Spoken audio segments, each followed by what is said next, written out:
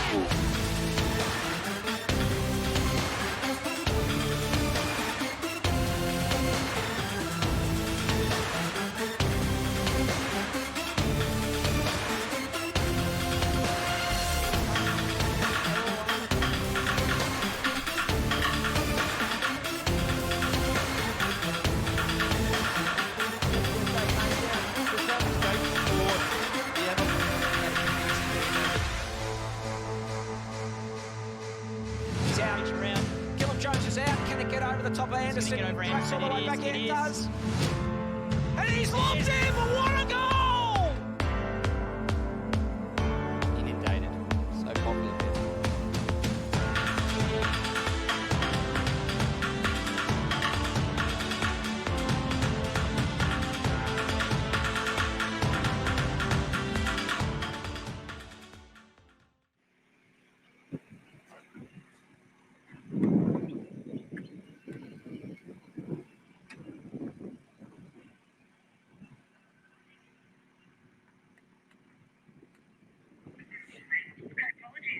Complete the one-star class.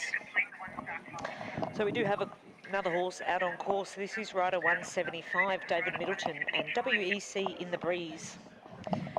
So Dave's currently sitting on a score of 38.3 and sitting in 24th position. He does have a number of rides this weekend, I believe at least 3. So Dave Middleton and WEC in the breeze. Currently clear up to the Wandon Florist flower bed at fence number 2. Meanwhile,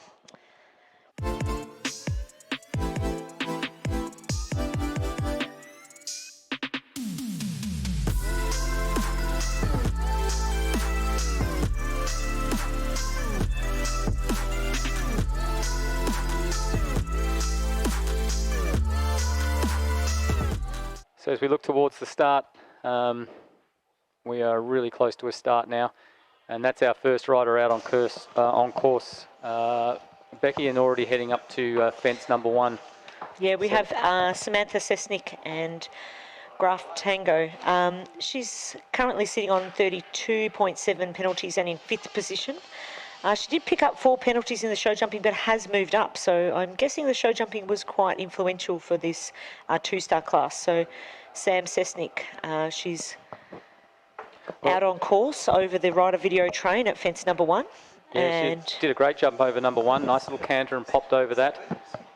She'll be pleased with that nice light start. Certainly not going very quickly, but already safely over the Wandon Florist flower bed at fence number 2. Yeah, so we do have the live stream happening on Facebook as we speak. So if you jump onto the Wandon Park page, and you can find the link to watch the live stream.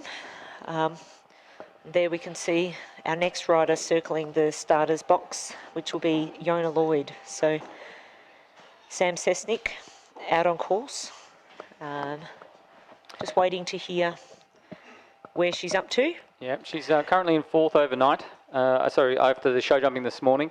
It did rain a little bit this morning. I saw some of these horses may have been affected a little bit by it. Got ever so slightly slippery down there. A lot of these horses after summer aren't quite used to the slippery surface. We can see her now coming up to the big bank complex at the Bendigo Bank, 5A and 5B. They have to go over 5A, which is an arrowhead, before the bank, then up over the bank. There's no actual jump up there, but then you run off the bank and you pop over a skinny when you're running off the bank and turning back towards us here in the grandstand area. She's done a beautiful job through there. Beck, no problems at all. Still going along in this lovely loping canter, covering the ground well, but certainly not going really, really quick. But looks like she's probably on pace for a nice 2-star pace. So next for her is this lake fence. As I said, very similar combination to enter the water to what the 1-stars had, so we wouldn't expect as much trouble. But then these horses, once they're in the lake, popping over the pier.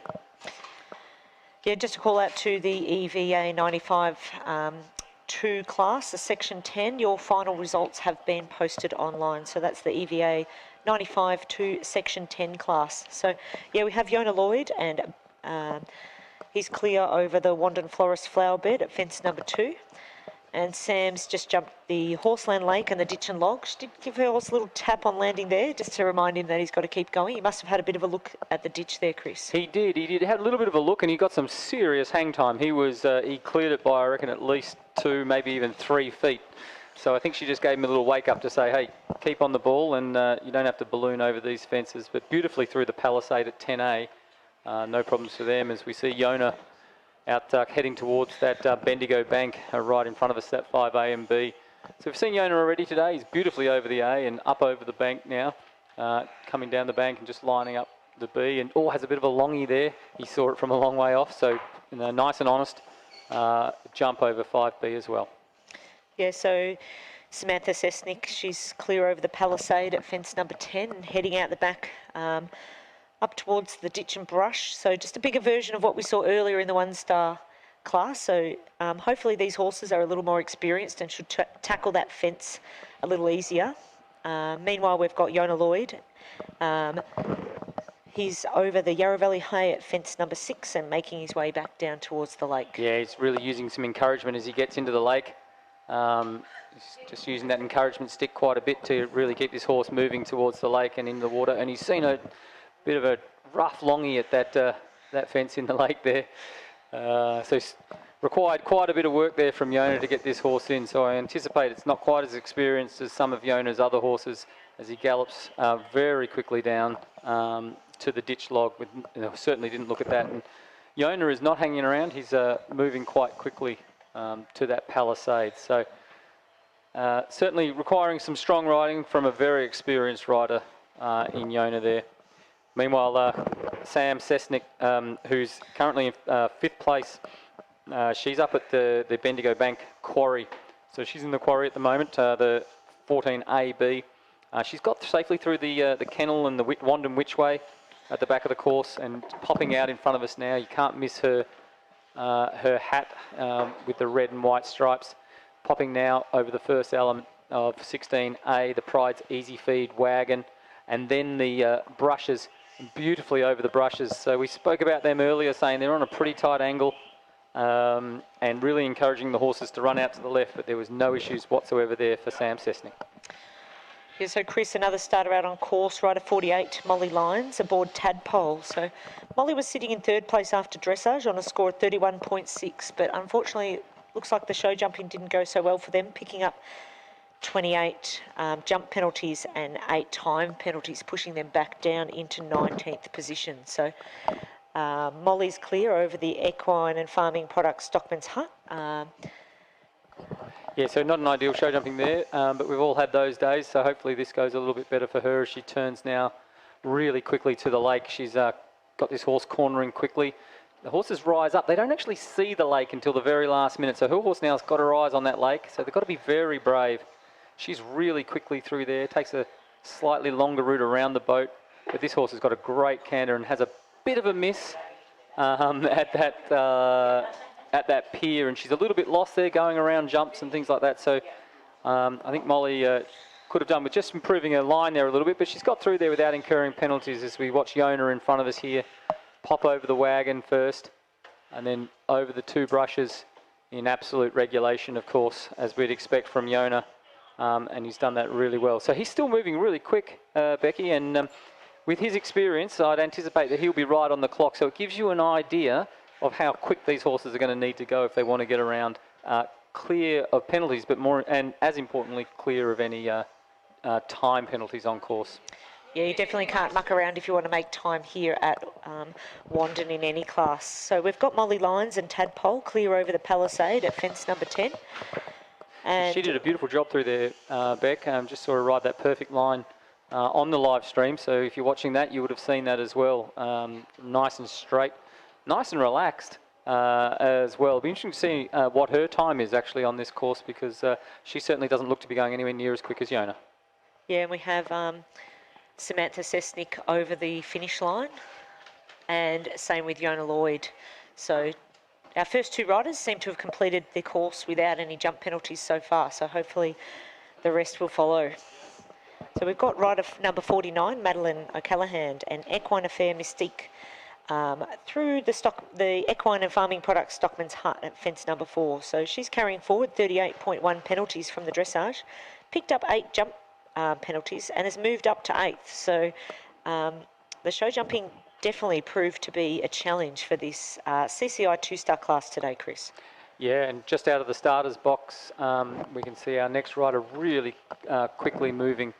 Just trying to get a catch of the number there. It looks like number 52, Lisa North, on Magical Mystical Merlin.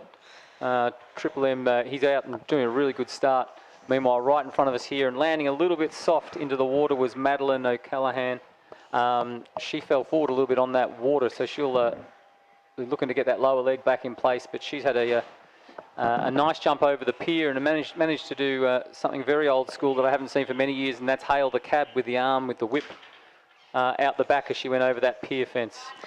Yeah, and just as you were watching that, Chris, I saw Molly Lane and Tadpole. So not such a great show jump round, but definitely making up for it on cross country. She jumped beautifully through the prize easy feed wagon and brushes. So you'll notice this combination is a little bit trickier than what we saw before. They've got the big wagon to jump. I think it's 6 strides to a 2-stride combination of brushes. So the slope of the hill and the narrowness of the brushes definitely increase the difficulty of this combination.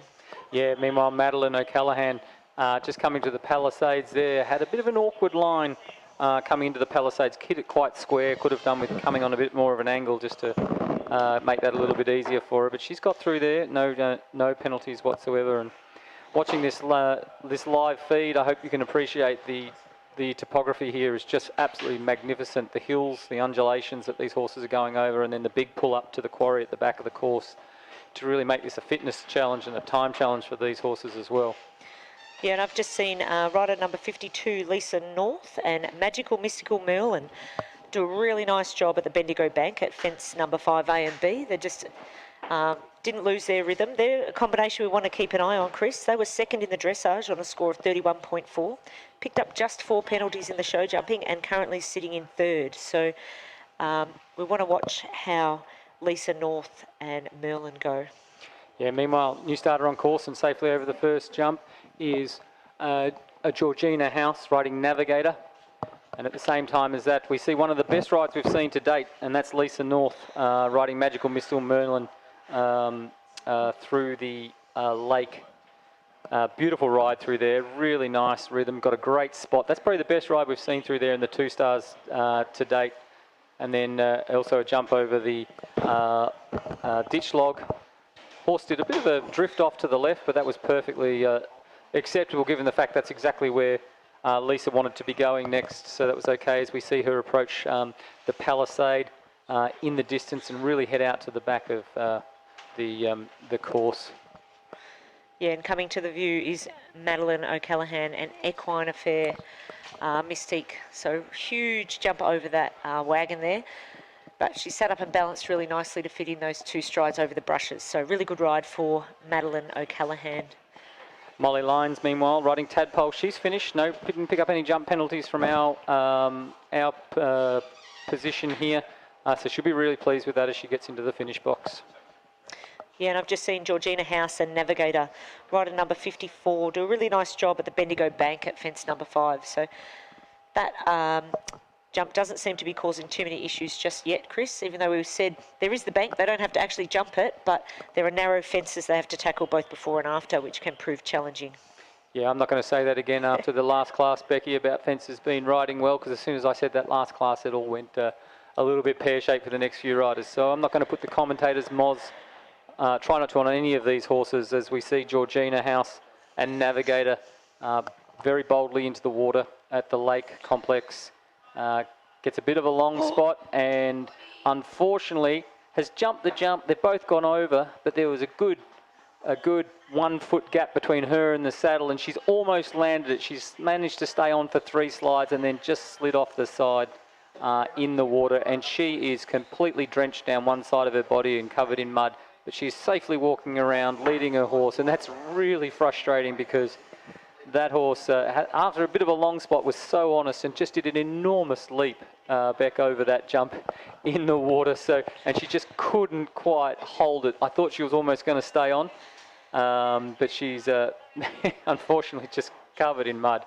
Yeah, and struggling with her air vest too. I think sometimes they can make it a little trickier to stay on. I think she got so much air it actually inflated before she hit the ground. So, meanwhile, we can see Lisa North and Magical Mystical Merlin really nicely through the Pride's Easy Feed wagon and brushes here in front of us. So, yeah, well, they were second after the show jumping and dressage, so they're really one to watch. They did have, third, that is, third after show jumping.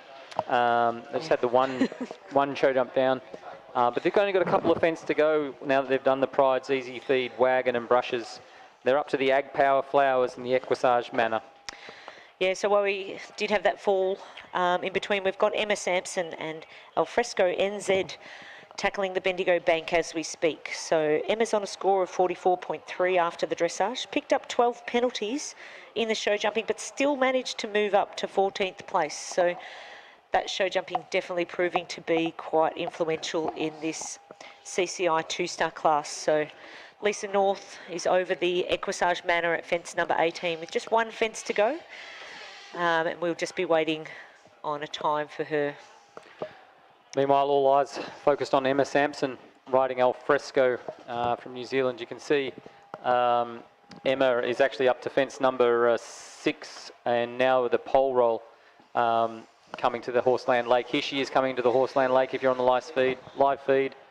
And a beautiful jump there. Another rider to actually get a really nice spot and take a quick line out of the lake. So her planning there was probably a little bit better than some of the other riders we've seen, with a beautiful fly over the ditch log. So she's having a great ride as she heads towards the Palisade.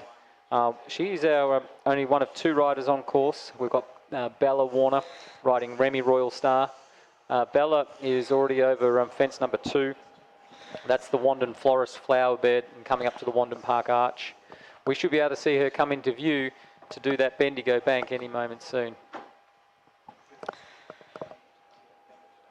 Yeah, so we just saw Emma Simpson and Alfresco NZ through the Palisade really nicely. So we are short 1 horse out on the course, but we do have the 2 riders, Madeline O'Callaghan and Lisa North, both safely over the finish line in this CCI 2-star class. Meanwhile, we've got Bella Warner and Remy Royal Star clear through the Equine and Farming Products Stockman's Hut. Yeah, she did a great job there as she approaches the Bendigo Bank.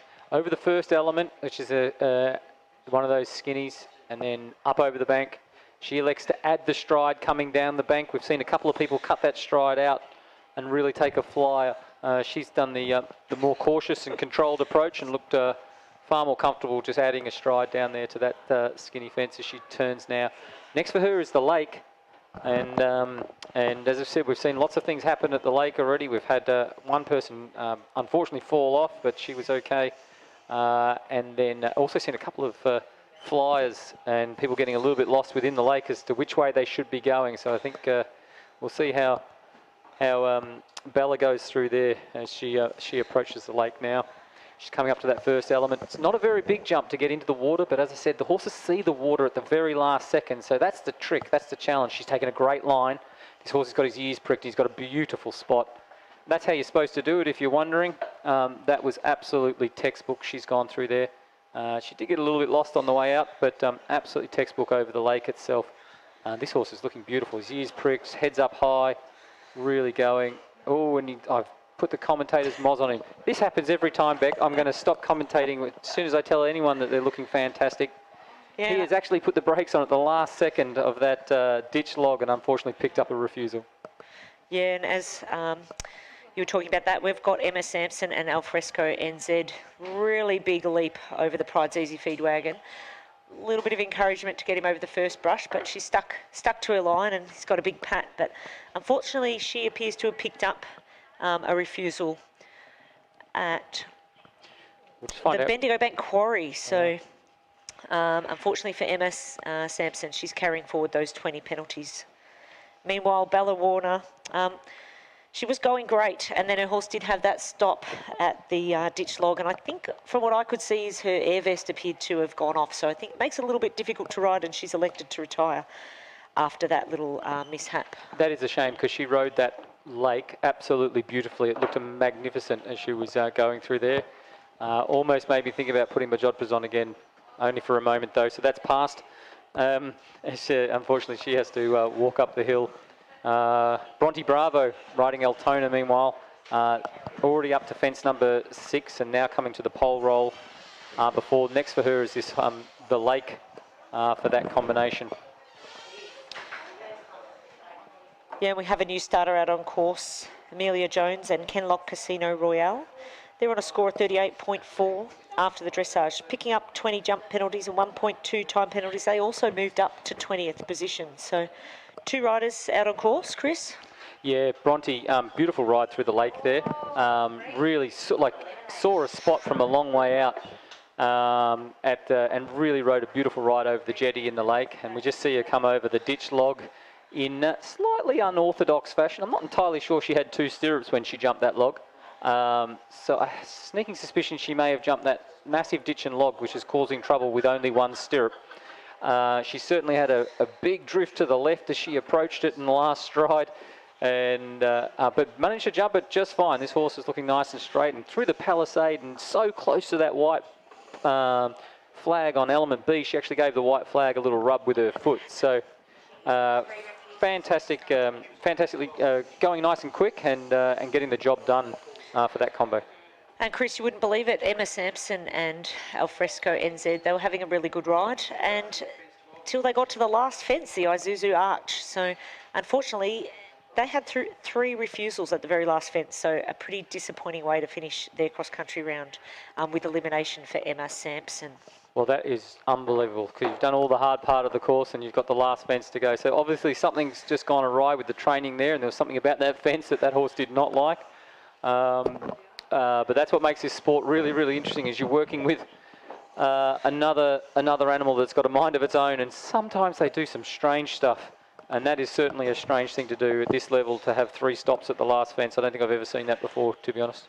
No, well, it is the arch that's been on the course for at least 20 years or more, so a little more unusual penalties for her. So we've got rider 57, Amelia Jones, and Kenlock Casino Royale out on course. Oh, huge leap over the jetty there in the Horseland Lake. So she's also just getting herself organised again and trying to pick her line through the smaller fences. So I don't know that fence is that difficult. It's actually picking your line between the smaller fences that adds to the challenge. So Wow, that's a good ride there from her. She's still trying to recover and get her stirrups sorted out and get things sorted out. And I think she's very lucky her vest didn't go off at the same time, but she looks like she's organised again now.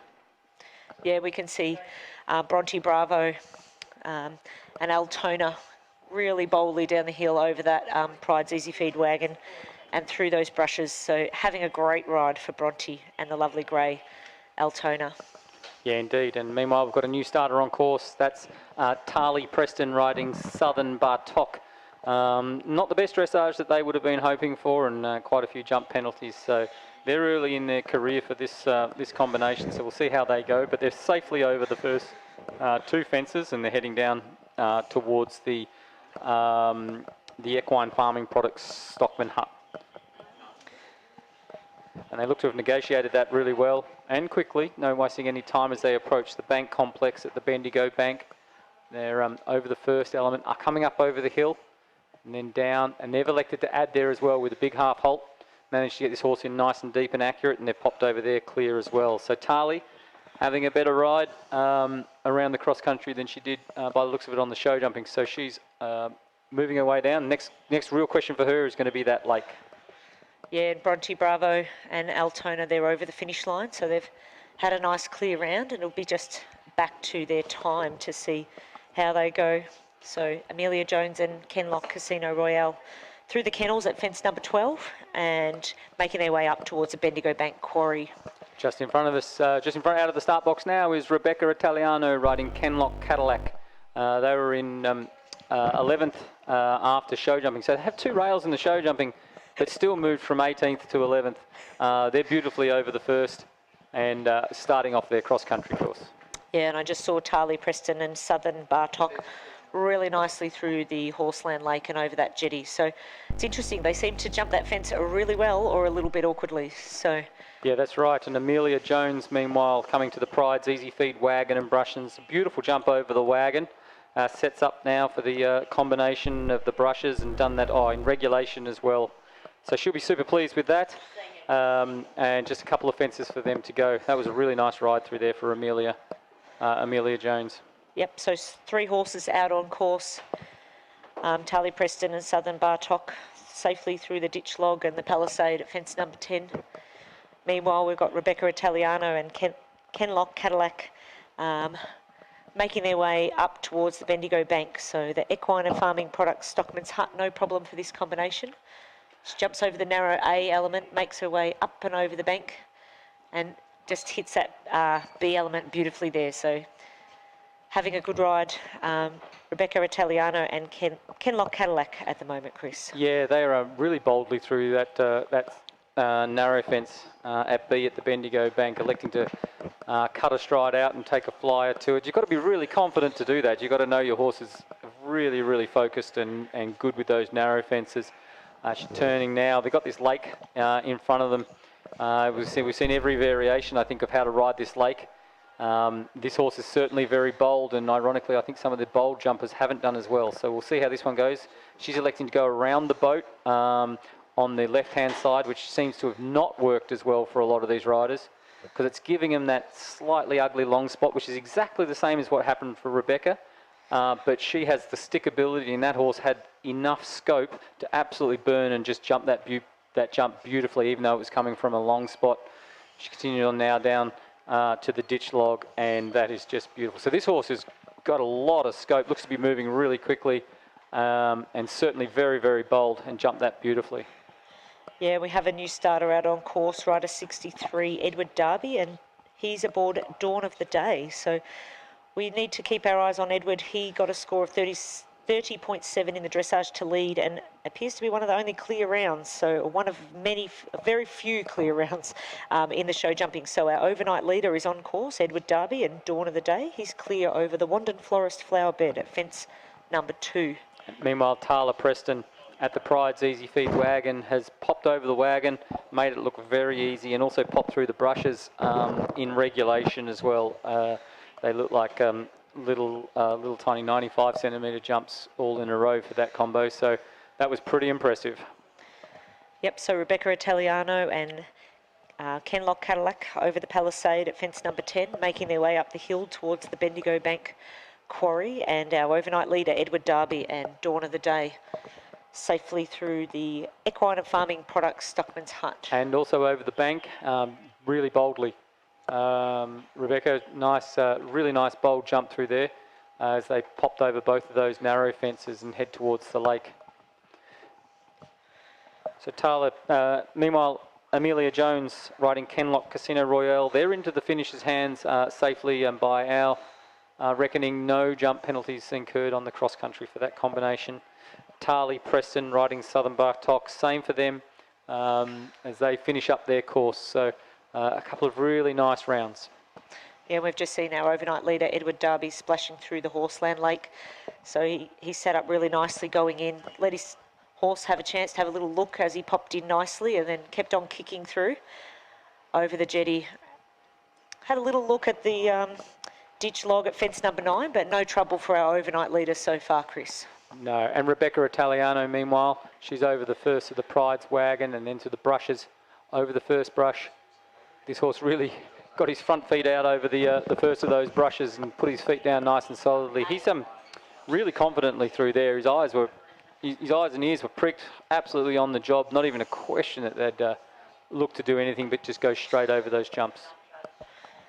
Yeah, we have a new starter out on course, rider 64, Tess Marrow, and Narrawara Park Dark Star. She's currently sitting in 18th position and clear over the Wandon Florist flower bed at fence number 2. Yeah.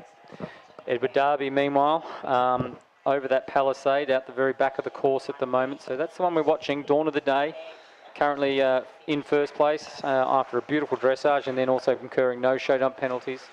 One thing I would say was it didn't look to be going that quickly, so it'll be interesting to keep an eye on the time for this combination. As we watch all of these horses go, Edward looks like he's not going as fast as some of the others, so it'll be interesting to see whether or not time plays a big factor with these horses.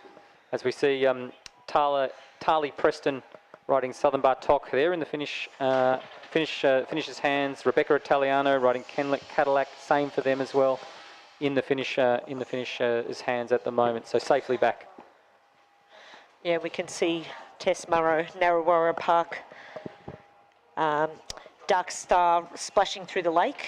Yeah, they look to have got in there beautifully. Beck just coming to the pier now, really got some pace on and made sure she got that spot with enough energy and popped over it beautifully. Again, electing to come out a little bit far to the left-hand side, which is causing some of these riders a challenge because they see one of the smaller fences get in their way at the last second, which I think is out of sight. Meanwhile, right in front of us is Edward Darby riding Dawn of the Day, approaching the Pride's wagon. Did not even need to take a pull at that Pride's wagon. This is an absolutely lovely ride. Pops over the first and the second of the brushes. So I said he didn't look to be going that quickly. I can assure you he was not going slowly down that hill there. And the time that he saved by not even needing to take a pull before that fence and prepare for that fence, he just sat up and popped on over. I'll suspect that he will be perfectly on the clock. Yeah, hopefully for him. So we do have another new starter out on course, rider 65, Brooke Surreal, and De Point. She's currently sitting in 12th position and clear over the Wandon Florist flower bed at fence number 2. Meanwhile, Tess Murrow and Narrawara Park Dark Star are over the palisade at fence number 10. They appear to be having a good ride up to this point, and we'll just be waiting for confirmation of Edward Darby, our overnight leader, with aboard Dawn of the Day. So he's over the Equisage Manor at fence number 18, and he's just crossed the finish line. So be interesting to see his time, Chris, after we did note. It didn't look like he was going that fast, but he also did not waste a second where he didn't need to. Yeah, that's exactly right. Dar Point has just taken Brooke Seal out on a massive jump over the second part of the Bendigo bank. I think she landed halfway down the hill. It was a beautiful big jump, but wow, she ended up a long way down the hill because that horse is just jumping magnificently and with so much confidence. We see her approach the lake now. Oh, last minute gets a view of it. She turns, manages to get to that right-hand side of the lake, which I think looks like the better option at the moment. Pops over that now. So that was a great jump over the lake there. So Brooke riding well and also gets the right track on the way out of the lake as well, which we've seen a few people most people actually completely miss and end up nearly running into one of the junior fences as she comes down to the ditch log. Yeah, we can see Tess Murrow and Narrawara Park Dark Secret. Big leap over to that prize wagon. She sets him up for the narrow brushes without a problem for that combination. So just a call out to any spectators that could possibly help pick up poles at the show jumping arena on the grass area. Maybe you can watch the live stream as well as pick up show jump rails, because they are in desperate need of some assistance at the show jumping, please. So if anyone's able to help, even just for a little while, we would really appreciate it. And we see your sister going down to fence number 4, Becky. Emily Anker popping through the Stockman's Hut as we speak. That's the Equine Farming Products Stockman's Hut. She's coming up to the bank now. You can see that in the familiar light blue colours, popping over the narrow fence. Gently pops over there with all her professionalism and experience up over the bank. And now comes down and she elects to do the gentle ad. Still gets quite a big leap over that second narrow fence and ends up a little bit down the hill from where the fastest track would be. But their next question for them is that lake complex. Yeah, so Brooke, Surreal and DePoint having a great ride safely over the kennel at fence number 12 and heading up towards the Bendigo Bank Quarry. And Emily Anker and Cannondale Mr K currently sitting in 5th position after the dressage and show jumping. So she'll be hoping for a nice, fast, clear round. Yeah, indeed. As we see a new starter on course, that's Robin Brown riding I Am Bobby 2. Another very experienced rider as we see Emily now riding Mr K, just approaching the lake, canters up absolutely gently, nice strong canter, pops over the pier like it wasn't even there, and has none of the issues that we've seen some of these other riders have, and it just shows you the experience and the quality of the riding as she comes up to that ditch and log and really makes sure that that horse pops over it.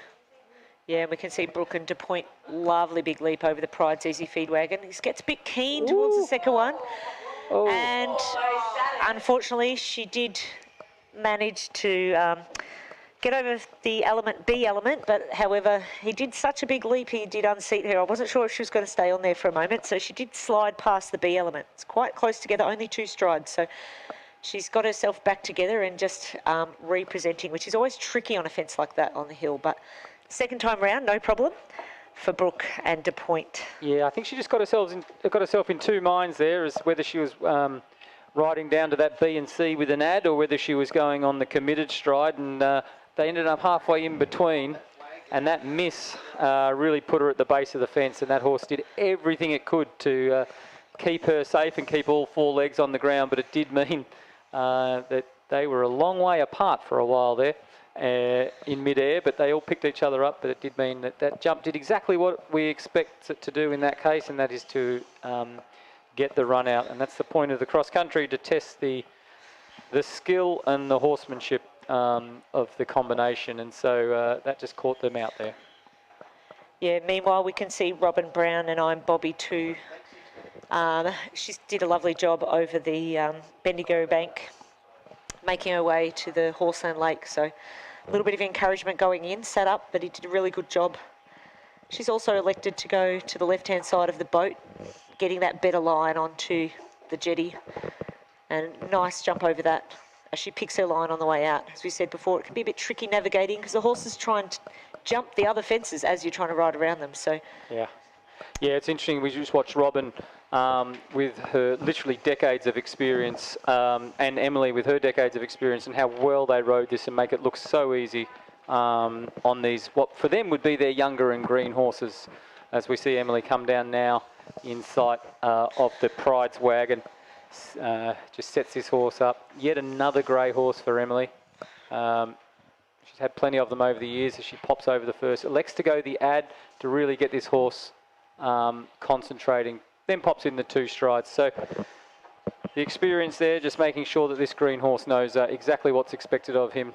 Took it nice and easy, added the stride between those 2 and popped on out with just a couple of fences to go.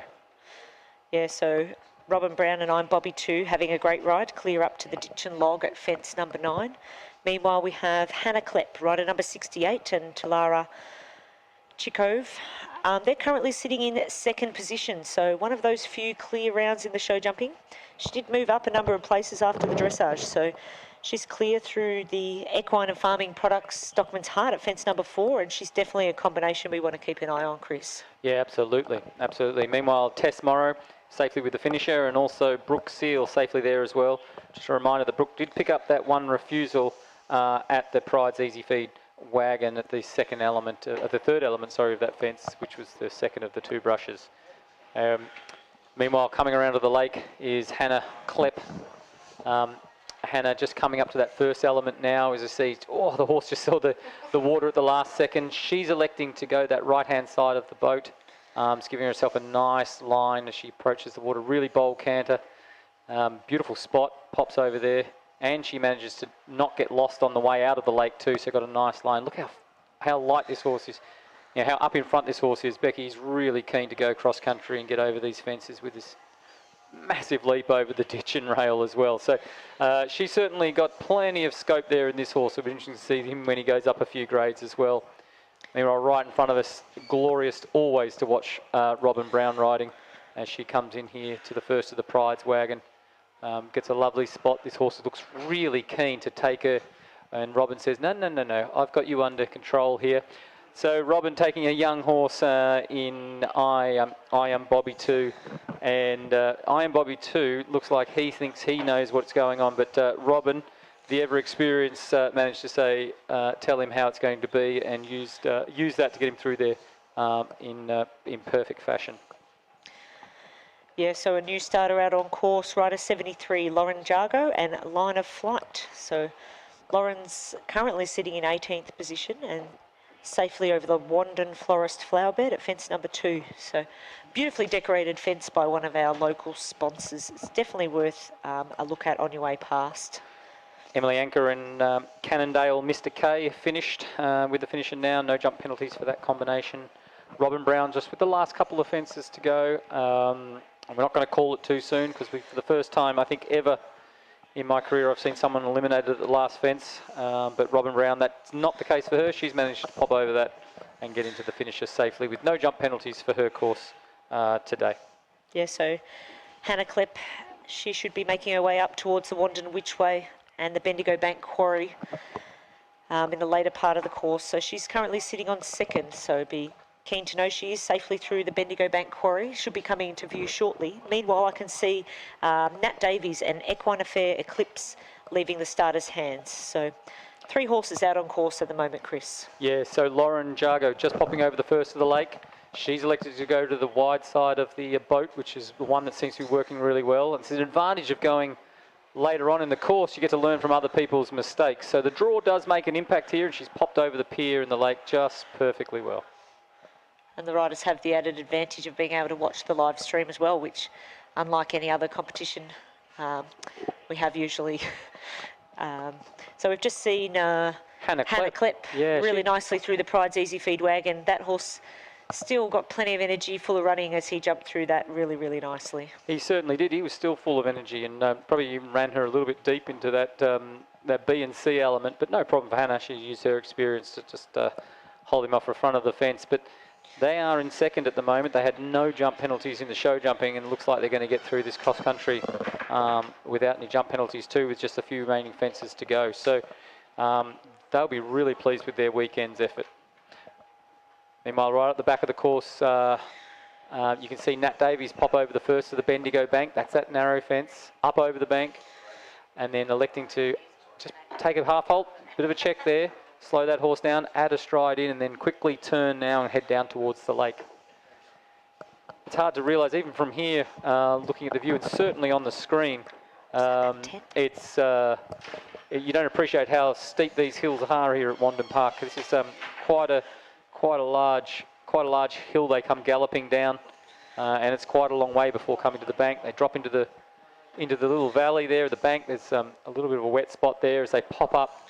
And then all of a sudden the lake pops out of nowhere for these horses, and you can see Nat's horse just coming up now. He's just got sight of the lake, but didn't even pause. So she's schooled this one beautifully. He's really bold. She's come the correct side of the boat and got a little bit of a deep spot at the jetty But this horse was really sharp. He didn't even though he was a little bit deep, he didn't even remotely get close to touching it. And Nat takes a very quick route out of the lake as well as she goes down to that ditch log and pops over that without even a glimpse. Yeah, and unfortunately, while we were busy watching Nat, Lauren Jargo and Line of Flight picked up 20 at the Palisade at fence number 10, A and B. So an unusual fence for the riders to pick up a 20. Usually, yeah, very unusual. We'll just watch Nat do that same fence as she pops through there, and she doesn't seem to have any issue with that whatsoever. So unusual. It is an unusual fence to pick up 20 at. It does encourage the run out, so maybe she just got the line a little bit wrong. Yeah, and we can see Lauren coming back into sight now. No trouble over the Pride's wagon. She's going very keenly through that combination, the Pride's Easy Feed wagon and brushes. So she just had to sit up and steady him a little for those brushes there. But no problem at fence 16 A and B for that combination. Yeah, he certainly lands keenly, doesn't he? So maybe that's what happened at the Palisade and just missed his line at the second element there. But she's done a good job there. She was making sure that didn't happen again and got over that. So Nat Davies now, she's right down the back of the course and new starter on course and already up to the past the Bendigo Bank is Julie Bramucci, and Julie is at that lake combination now, just coming into the lake. You can see her. She's got her legs on. This horse is just slowing down a little bit as he got to the lake, as if to say, what is all that? But looking really keen. She's riding hard, really pushing. She's taking a good line here. Approaches the lake, got a beautiful spot, and manages just... Even he struggled a little bit there, didn't he? And just put the landing gear out a little bit too early. Didn't quite get the takeoff that he would have wanted. So she would have had her heart in her mouth just for a second there, but managed to negotiate it without any real issue whatsoever. And she's also now popped over that ditch log, and the horse did the same thing. Had a little bit of a pause on entry, but then managed to do that clear as well. Yeah, and we can see the lovely grey Equine Affair Eclipse with Nat Davies on board. She just set him up beautifully, hit that table perfectly and rode through that combination really, really well, also showing all her years of experience, Chris. Yeah, and just giving him a lovely pat on the way after too. You know, really trying to boost his confidence. She probably knew that was something new for him. Clearly, you know, Nat, this will be a young horse, so just give him a beautiful rub afterwards on the neck just to really encourage him, tell him, you know, let him know that he's done a good job because, geez, he jumped that well and Nat rode that well as well. Yeah, so another new starter out on course, no stranger to Wandon. It's rider 77, Murray Lampert, aboard a Thunderball. So Murray's safely over the Wandon Florist flower bed and currently sitting in 16th position. Hannah Klepp, meanwhile, she's safely in the finisher's hands along with the Lauren Jargo riding Line of Flight. Unfortunately, picked up the one refusal at the Palisade, as we mentioned earlier. Meanwhile, Nat Davies is also just entering the finish after getting through her course with no jump penalties and safely with the finisher.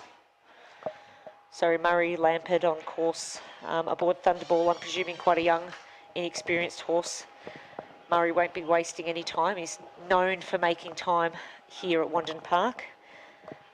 And we've also got Julie out the back. She's safely over the kennel at fence number 12. So just the two riders out on course at the moment in this CCI two-star class. Yeah, and we do have a new starter, and that's Rachel Lyon. Rachel is riding Kingfield Ricochet beautifully over the first as we see Murray come down to the two-star lake here. Beautiful spot. Pops over that. Has a little bit of a drift to the left there. Murray actually was leading the dressage, but then had a bit of a shocker show jumping by Murray standards. Murray, for those of you that don't know, has been around this course many times, has won the 4-star here on numerous occasions and over the years. So he's exceptionally experienced, but this will be one of his young horses. Yeah, and we can see Julie coming back into view. Done a really nice big bold leap over that Pride's Easy Feed wagon. Then she sat up and just made him wait just a little. He was getting a bit keen before the brushes, but she did pick up 20 penalties at the quarry. So an unfortunate 20 for Julie. Yeah, that's the first problem we've seen in the quarry, I think, today for this two-star riders. So we'll see if that's a common theme throughout as we get deep into this first section of the two-star. Yeah, and we can see Rachel Lyon and Kingfield Ricochet, the very striking coloured horse across the hills. She's currently sitting in second position as she approaches the Bendigo Bank. So nicely over the A element, she curves down and just takes that slightly safer option to the B element. So she'll definitely be wanting to make sure she doesn't take too many risks that aren't necessary when she's sitting in second. Yeah, it's such a striking colour of a horse to see coming across here. It makes it very easy for the commentator because you can see what's going on. Next for her is this lake combination. And we'll see how she goes through there on this horse. Lake seems to be riding really well now. And not causing, I think the riders have worked out how to ride this now, just give it a bit more respect maybe than they were originally, as we see her just pop into the lake. She added a stride in there and had to really use some encouragement. This is approaches the actual jetty itself and adds the stride and really had to sit back there. So that was a bit of an awkward moment, but clear. Yeah? So one thing about cross country, Becky, you don't get marks for style. You just got to get between that red and white flag without refusing and trying to stay on board. And she's certainly done that effectively and well, and recovered really well too. She's had a beautiful jump over that ditch and log. So after a bit of a long spot that was a bit awkward at the B element of the Horseland Lake, she's had no problems over the ditch and log. Yeah, and cantering down the hill towards the Pride's Easy Feed wagon, we can see Murray Lampard just setting up this Thunderball. Really nice, neat. What a sharp front end this horse has. Looks like a real jumper. As he just popped through there at the Pride's Easy Feed wagon brushes at fence 16, A, B and C. So yeah, looking to be having a good ride on this young horse, Murray. Exactly. So he's coming up to the Ag Power Flowers now. We're going to all see him pop over those. And then the Equisage Manor. And then he gets to finish up over the Isuzu Arch. Right at the back of the hill now is Stephen Stacey riding Atticus. And they're coming to the Bendigo Bank over the first and over the second, nice and calmly through there. They'll be pleased with that. That's certainly a confidence builder when you do the first of that narrow fences on course, just to make sure your horse has got its eye on. Yeah, so we have Murray Lampard and Thunderball approaching the end of their round. He's safely over the Ag Power Flowers and just waiting for confirmation on the last few fences. We've got Rachel Lyon and Kingfield Ricochet over the kennel at fence number 12 and heading up towards the Wandon Whichway and Bendigo Bank. So 3 riders out on course. Meanwhile, we have Stephen coming up to the lake, popped into the lake there really well. Really pushing hard here, trying to get this canter right for the lake. Yep, and popped over that as well.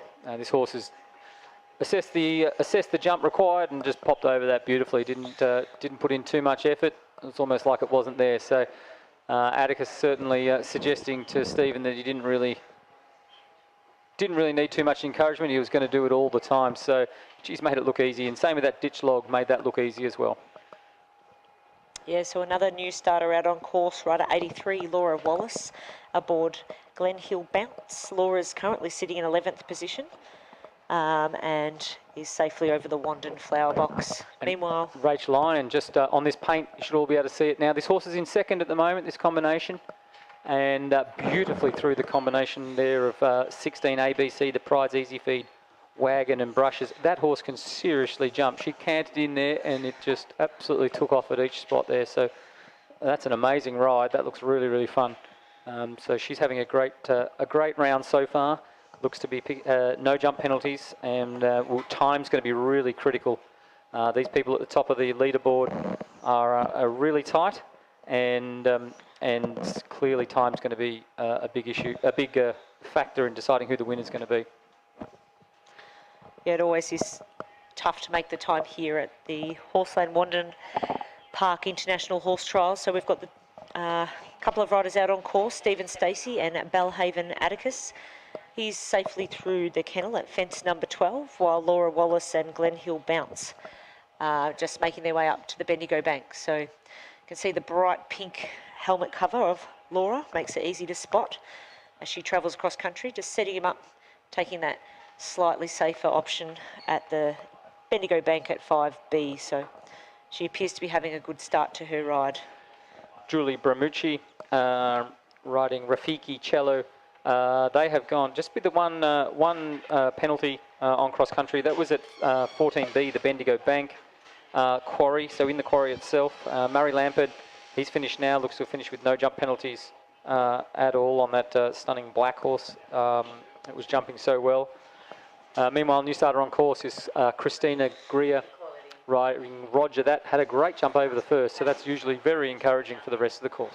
Yeah, and we've just seen Stephen, Stacey and Belhaven Atticus riding in the really bright red colours there. It looks like a really big horse. He just came down, hit that wagon really nicely, sat up, balanced just a little before those brushes and did a really, really nice job. So unfortunately for Laura Wallace and Glen Hill Bounce, she's picked up 20 penalties at the A down at the Horseland Lake. So we have said that this is normally or traditionally quite a tricky fence. The horses don't spot the water till they're almost just about to leave the ground. So second attempt, no problem for Laura Wallace, but an unfortunate 20.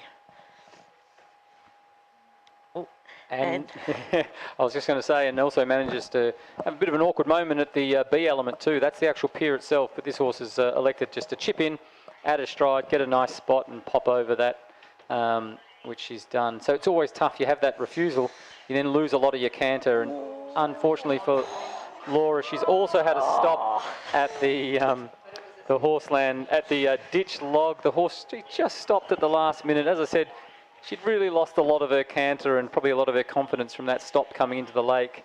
And unfortunately, she almost stayed on. You could probably hear the others in the commentary position here think she's almost going to stay on, and she did stay on for a few strides, but at the last second, just slid off the side. She's standing up. She's okay. It's one of those falls which is really frustrating that you we think might sometimes you just can stay on. get people to watch out for the horse that is heading at high speed towards the vet check and float. So if we can try and catch Laura's horse, I think she'd be very appreciative. Meanwhile, Christina Greer riding Roger That, coming up to the Horseland, done the Horseland Lake now, and popping over that ditch log, which just caused the problems then for Laura. But she's managed to negotiate that, but only that horse certainly put a little bit of a pause in there, and she had to keep her lower leg tight and make sure she didn't end up in front of the movement so that she could actually be sure that she got over that fence. Meanwhile, new starter on course is Louise Abbey riding Sail On By. Louise was 22nd after the dressage, not quite as settled as she would have hoped, but managed to move up to 14th after what is a very good show jumping round, because it's proven to be a really tough show jumping track out there today, just with the one rail. She's currently in 14th and already over the first two fences on the course. Meanwhile, Christina Greer riding Roger That. Christina, over that palisade that we saw, it has caused a couple of problems here today in the two-star track, believe it or not, with some of the riders just glancing off that B element. So managing to catch a couple out along the way. So they're just the two riders on course at the moment. Meanwhile, Rachel Lyon and Kingfield Ricochet there with the finisher and safely in there. They're important finisher because they're in second after show jumping, and so their time's going to be really crucial to see where they fend up in the class. And followed by Stephen Stacey and riding Belhaven Atticus also with the finisher as well. And from our account, didn't pick up any cross-country penalties whatsoever. Meanwhile, right in front of us is we have Louise Abbey. She's over the first element coming into the lake. Manages to really just use a bit of braille to get over that first element. Oh, and saw a long spot, Louise, and Sail On By. So they've got over the jump absolutely fine, gave it a little bit of a rub, but Louise was pretty focused on her spot there, and that was where she was going to jump. And Sail On By, he had a slightly other idea. He was going to add one. Louise had her way in the end, and they got over it absolutely fine. But there was a slight miscommunication in what was actually going to happen there. Just in front of us now, we also have Christina Greer riding Roger That beautifully through the Pride's Easy Feed wagon and brushes. Geez, they can make it look really easy, can't they? Some of these combinations where they just pop on through, hardly even touch the reins. It's a wonderful ride.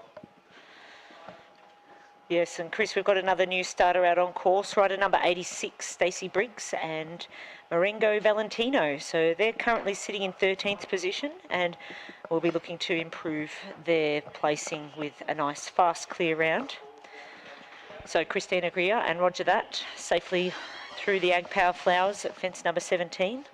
And Louise Abbey and Sail On By over the Palisade at fence number 10. Stacey Briggs is the new starter on course. Stacey riding Marengo Valentino.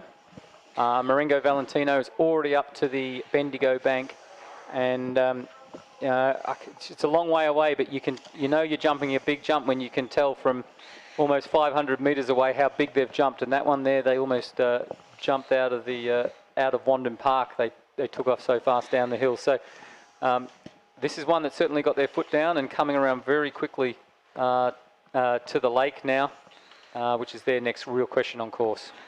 So Christina Greer and Roger That are safely over the last fence and through the finish flags in this CCI 2-star class.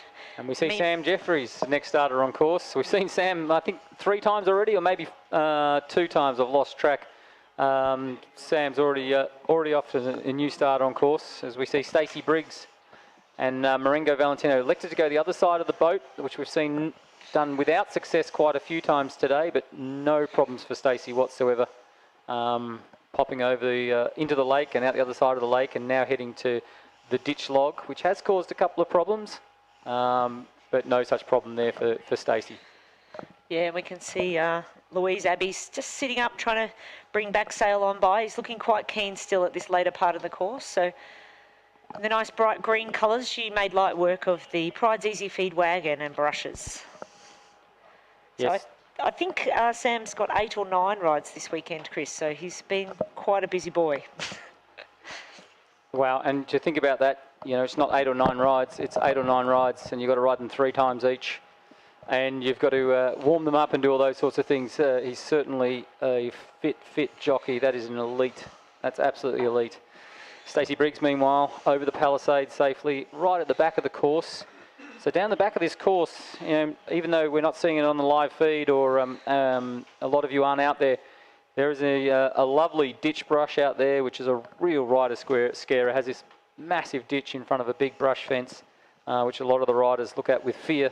Most of the horses pop over it just fine, but that doesn't mean it doesn't make you really think. And Stacey's done that no problems at all. And then also over the kennel before then pulling all the way up the hill in what is a really tough hill to the Wandon Whichway, which is a combination just before the quarry.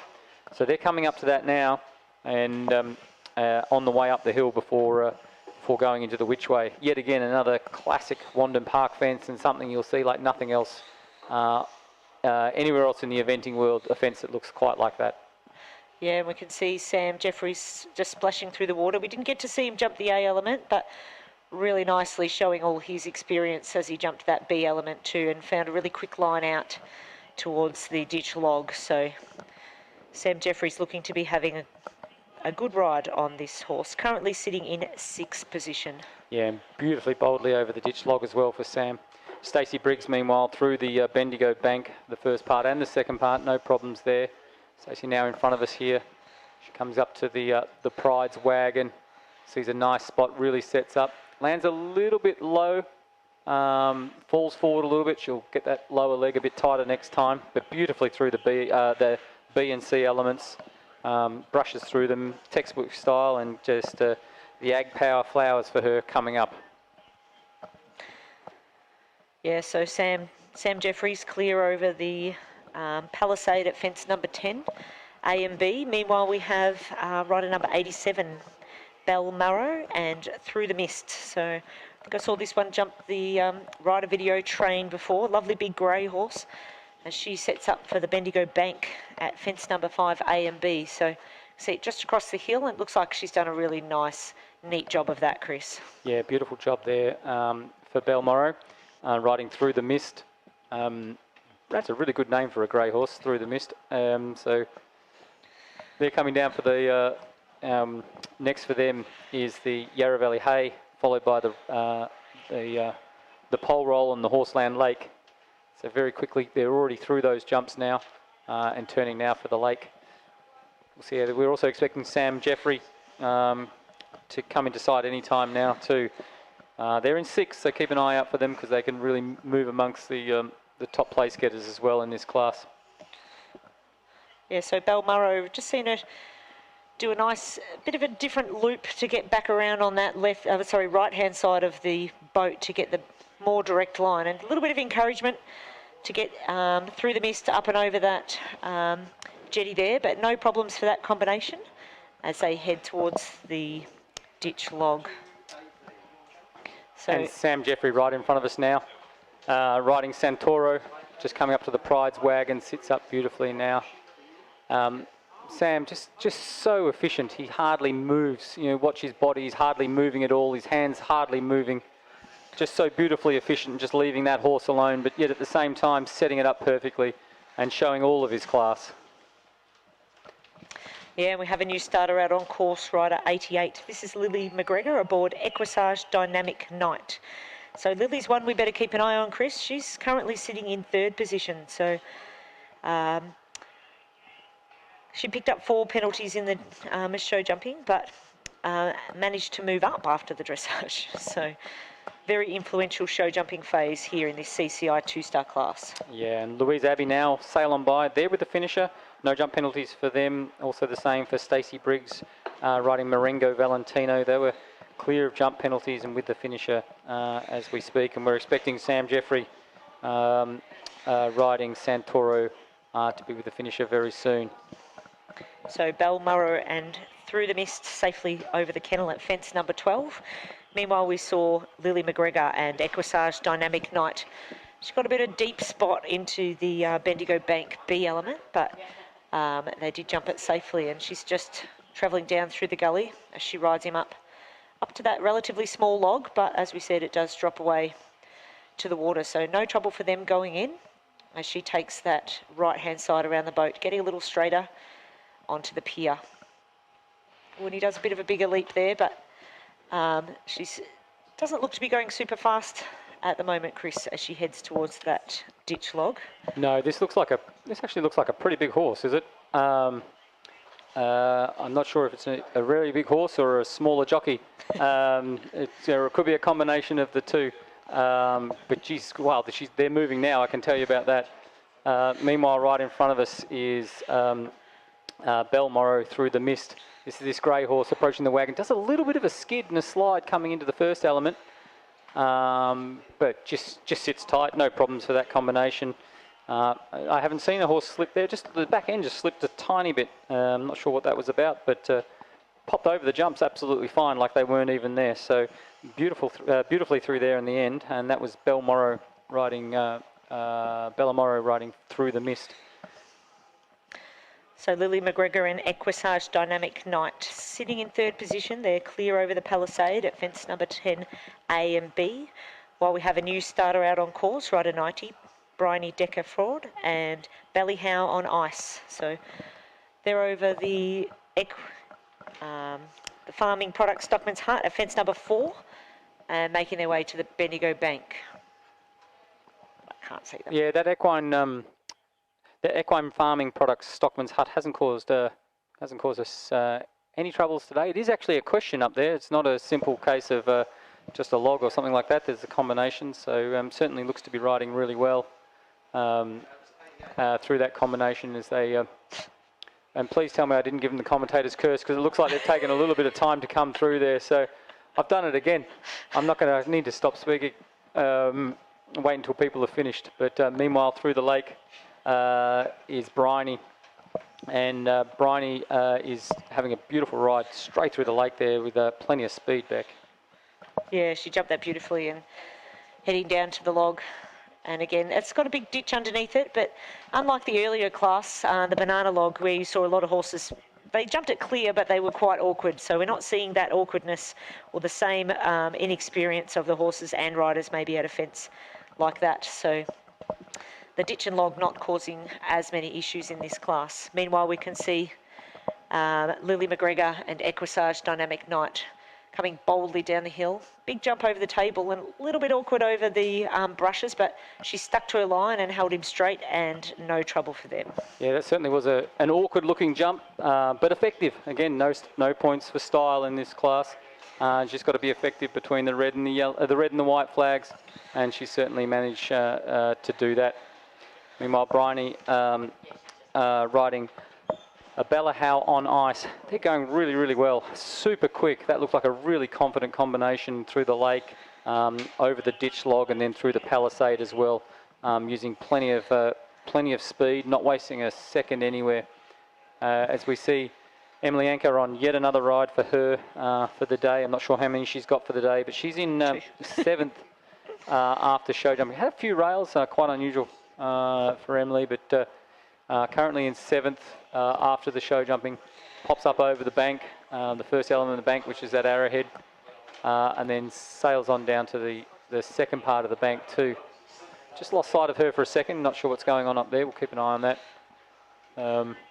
As we see her now coming around towards the Yarra Valley Hay and the pole roll, and then she's back inside again.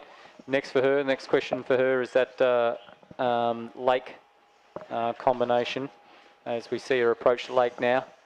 See this one pop up. This is a big horse by the looks of it. Really impressive. Doesn't even see the lake, just keeps on cantering through. Don't think anything happened there as well. Just coming up to the lake, Emily taking the right line, what seems to be working, really setting this horse up and popping over that beautifully. Yeah, meanwhile we can see Bryony wasting absolutely no time as she comes through the Pride's Easy Feed wagon. So she skipped through there as quick as can be, definitely trying to make up the placings as she's currently sitting in 20th. Meanwhile, we can see Emily Anker and Stars Align galloping, really big galloping thoroughbred horse across the paddock after he cleared the ditch log.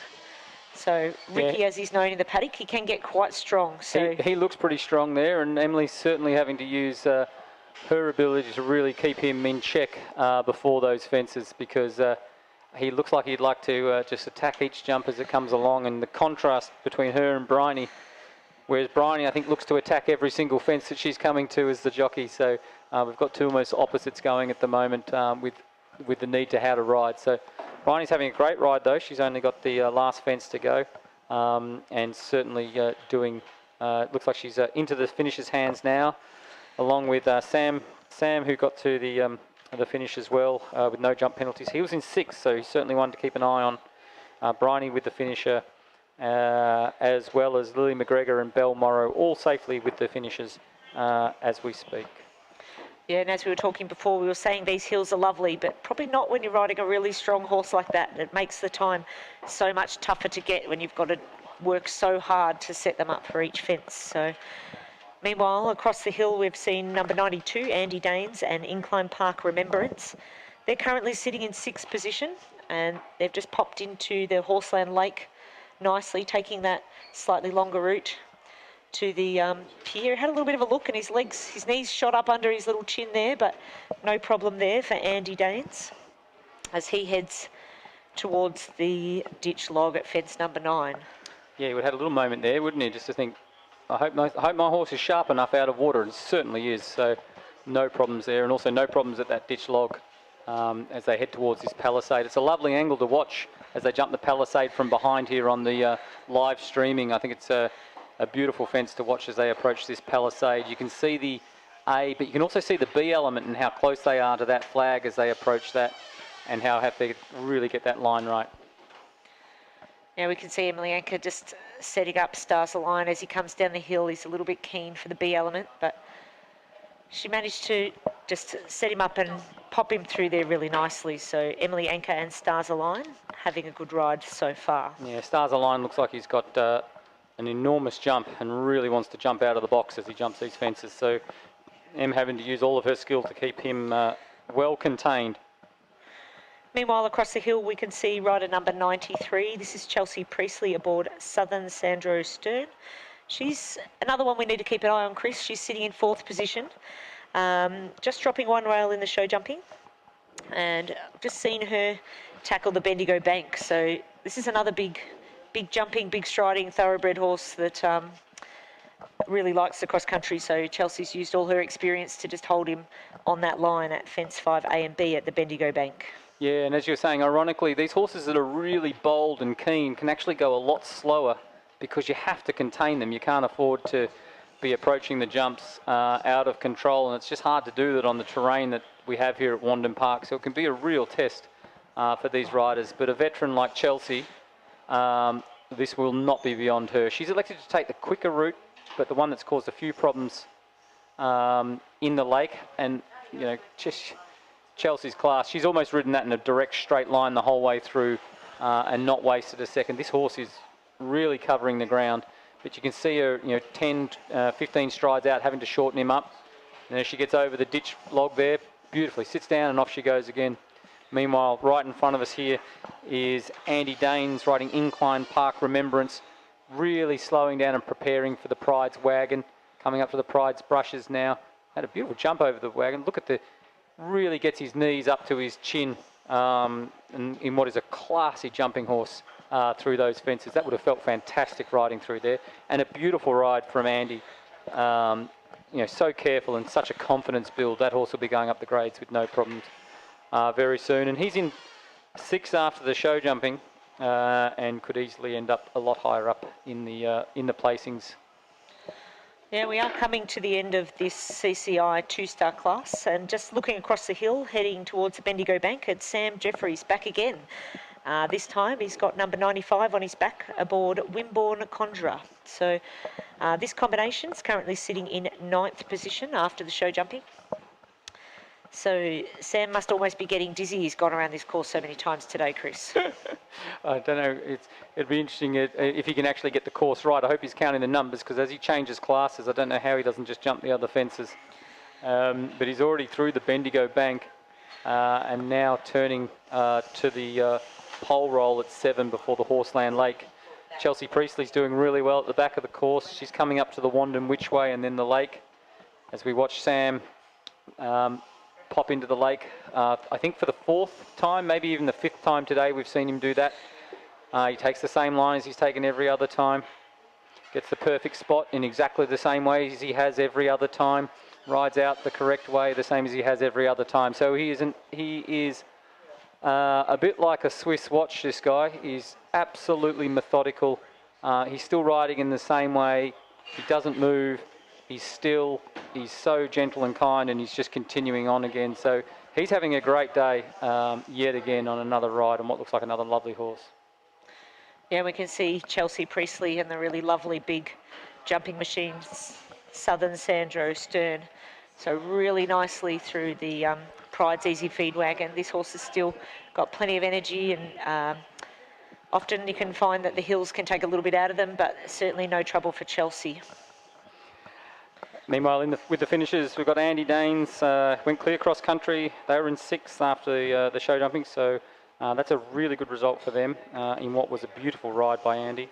Emily Anker on Stars Align. She's also managed to clear round on what was a very keen horse, so used all her skill. Certainly earned her money today, Emily did. Meanwhile, Chelsea Priestley, also one of our other really experienced riders on course, doing a beautiful job with just the last fence to go on her course. She's in 4th, so a lot of the riders, a lot of these very experienced riders are up the top end of the place gettings and just going around the course now. Be sure to make sure you watch them, because even in these lower grades for those very experienced riders, they're certainly impressive to watch. Yeah, and we have another starter out on course, Chris. We are nearing the end of this CCI 2-star class. It's Bronte Bravo back. This time she's aboard Carisbrook Showtime. So Bronte's currently sitting in 17th position, and she's safely over the Wandon Florist flower bed at fence number 2. So I think we're coming near the end of this class, Chris. That's right. You can usually tell that by the same names coming up again and again. And we see that with Sam Jeffrey on course now, safely through the quarry. Get ready to watch, if you're here on course, watch him pop out, ready for the Pride's wagon. Same thing again, just sitting nice and still, popping over the first. He's gone a regulation stride, just sitting this horse up a little bit just so he doesn't get too deep and too keen. Beautifully through the wagon and over the Pride's brushes of the A and the B.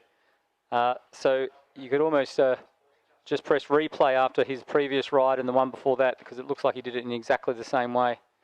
Meanwhile, Bronte Bravo on her second ride, riding Carisbrook Showtime, already coming down to the pole roll and then the lake, and just gives this horse a little bit of encouragement before the lake. does that now, just takes the hand off the reins and gives him a little bit of encouragement with the whip. Takes a narrow line here, a little bit of the corner, and gets a really ugly long spot and does it on a bit of an angle, and this horse had to use every bit of scope to get over that, and gets over it without touching the pier whatsoever, but you really used every bit of jump he had, and she got a bit out of sorts and had to get herself back on track. She's back on track now. Canter looks to be back together again and popping over the ditch and log. No problems for those two. So she was a bit unorganised there for a second, and nice thing about Wandon, you've got this big gallop stretch now up to the Palisade. And this, so she'll be able to really get herself organised again, line this fence up. This Palisade, the double combination here, you've got the second element, you can't quite see it on the live streaming, but pops through that as well without any problem at all. And it's Bronte who is the last rider on course. Meanwhile, we've got Chelsea Priestley. She's with the finisher, clear cross country. We'll keep an eye on her time. Very experienced, so we expect her to be right on the right time. Sam Jeffrey, same thing. He's gone clear cross country as well, and had a beautiful round. Yes, Chris. So just the one rider out on course. I believe there's no other horses in the warm-up, so I think this might be our last one in the CCI 2-star class. So it's Bronte Bravo and Carisbrook Showtime. So they're safely over the Palisade at fence number 10 A and B. So, and the ditch brush, and have making their way up towards the Wandon Which Way. So that Which Way this year, that's the two jumping efforts, Becky. I'm going to give him the commentator's curse. Hasn't caused any trouble today. So we'll see what happens if I do that to them. It's actually a tough fence. You come up the hill, the horses are a little bit tired, their canter can be a little bit flat. And they can be a little bit just different to ride. You've had a very bold horse at the start, and now they're a little bit tired and can be a bit flat. And especially as we go up the grades, where that question at the Which Way becomes tougher. It'll be interesting to see if we get any glances or glances off of those fences and a run out. But no problems for this combination as they come down to the Pride's Easy Feed and Wagon. We're expecting them to pop out of the trees so you can watch them live. At any moment. Bronte's already been around once, so we're expecting her to have no problems here as we come into view now. Here's Bronte sitting up, lovely big black horse coming to the Pride's Wagon. Sees a great spot. She saw that from about 6 or 7 strides out, so she would have felt a sigh of relief as she saw that beautiful spot and just gave her a lovely rhythmical ride all the way through there. That must have felt really good as she goes down to the Ag Power Flowers. So just 3 jumps for that combination to finish up. As we understand, there's no one left to jump in this 2-star class that we know of.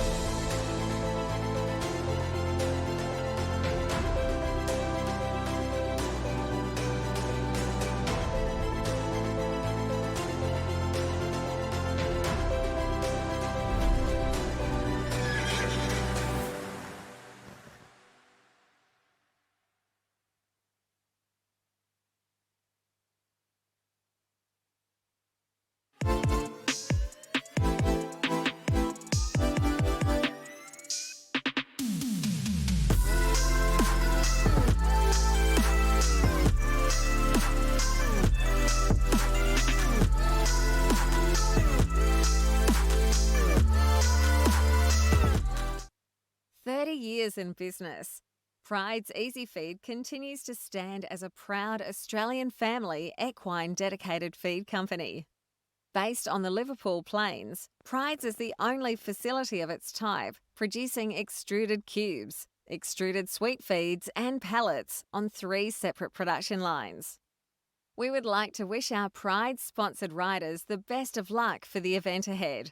And be sure to pop over to the Pride's marquee to see our range of feeds and ask any questions that you might have with getting the right diet for your horse.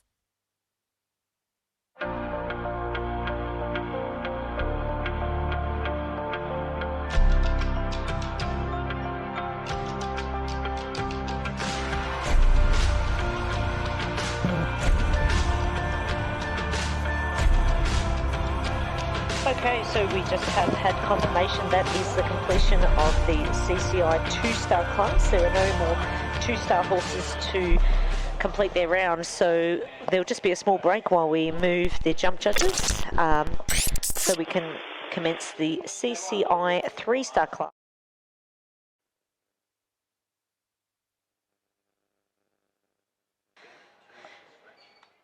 And these horses will be coming at 2-minute intervals this time, so a slightly longer break than we saw before. So meanwhile, we can see Isabel Horton and Bloomfield Roderick making their way towards fence number 1, the rider video fast train. So nice first fence for Isabel Horton. She's currently sitting in 9th position on a score of 48. So 2 riders out on course. We have Jessica Grosman and just circling back towards the Horseland Lake.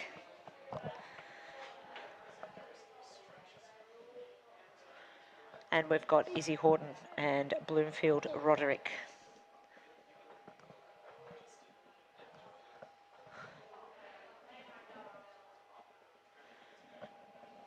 So Jessica Grosman safely through the Horseland Lake. Unfortunately, still waiting for our live stream to pick up, so I can't quite see which fences she has tackled so far. So 2 horses out on course, Isabel Horton and Bloomfield Roderick. Izzy at the earlier stages of the course, while we can see Jessica Grosman wasting no time as she heads across the hill towards the Ag Power Barns and makes her way a slightly different route this year to previous times. She's got to turn down the hill to the flower boxes at fence 13A, B and C before she heads out of sight out to the back part of the course. So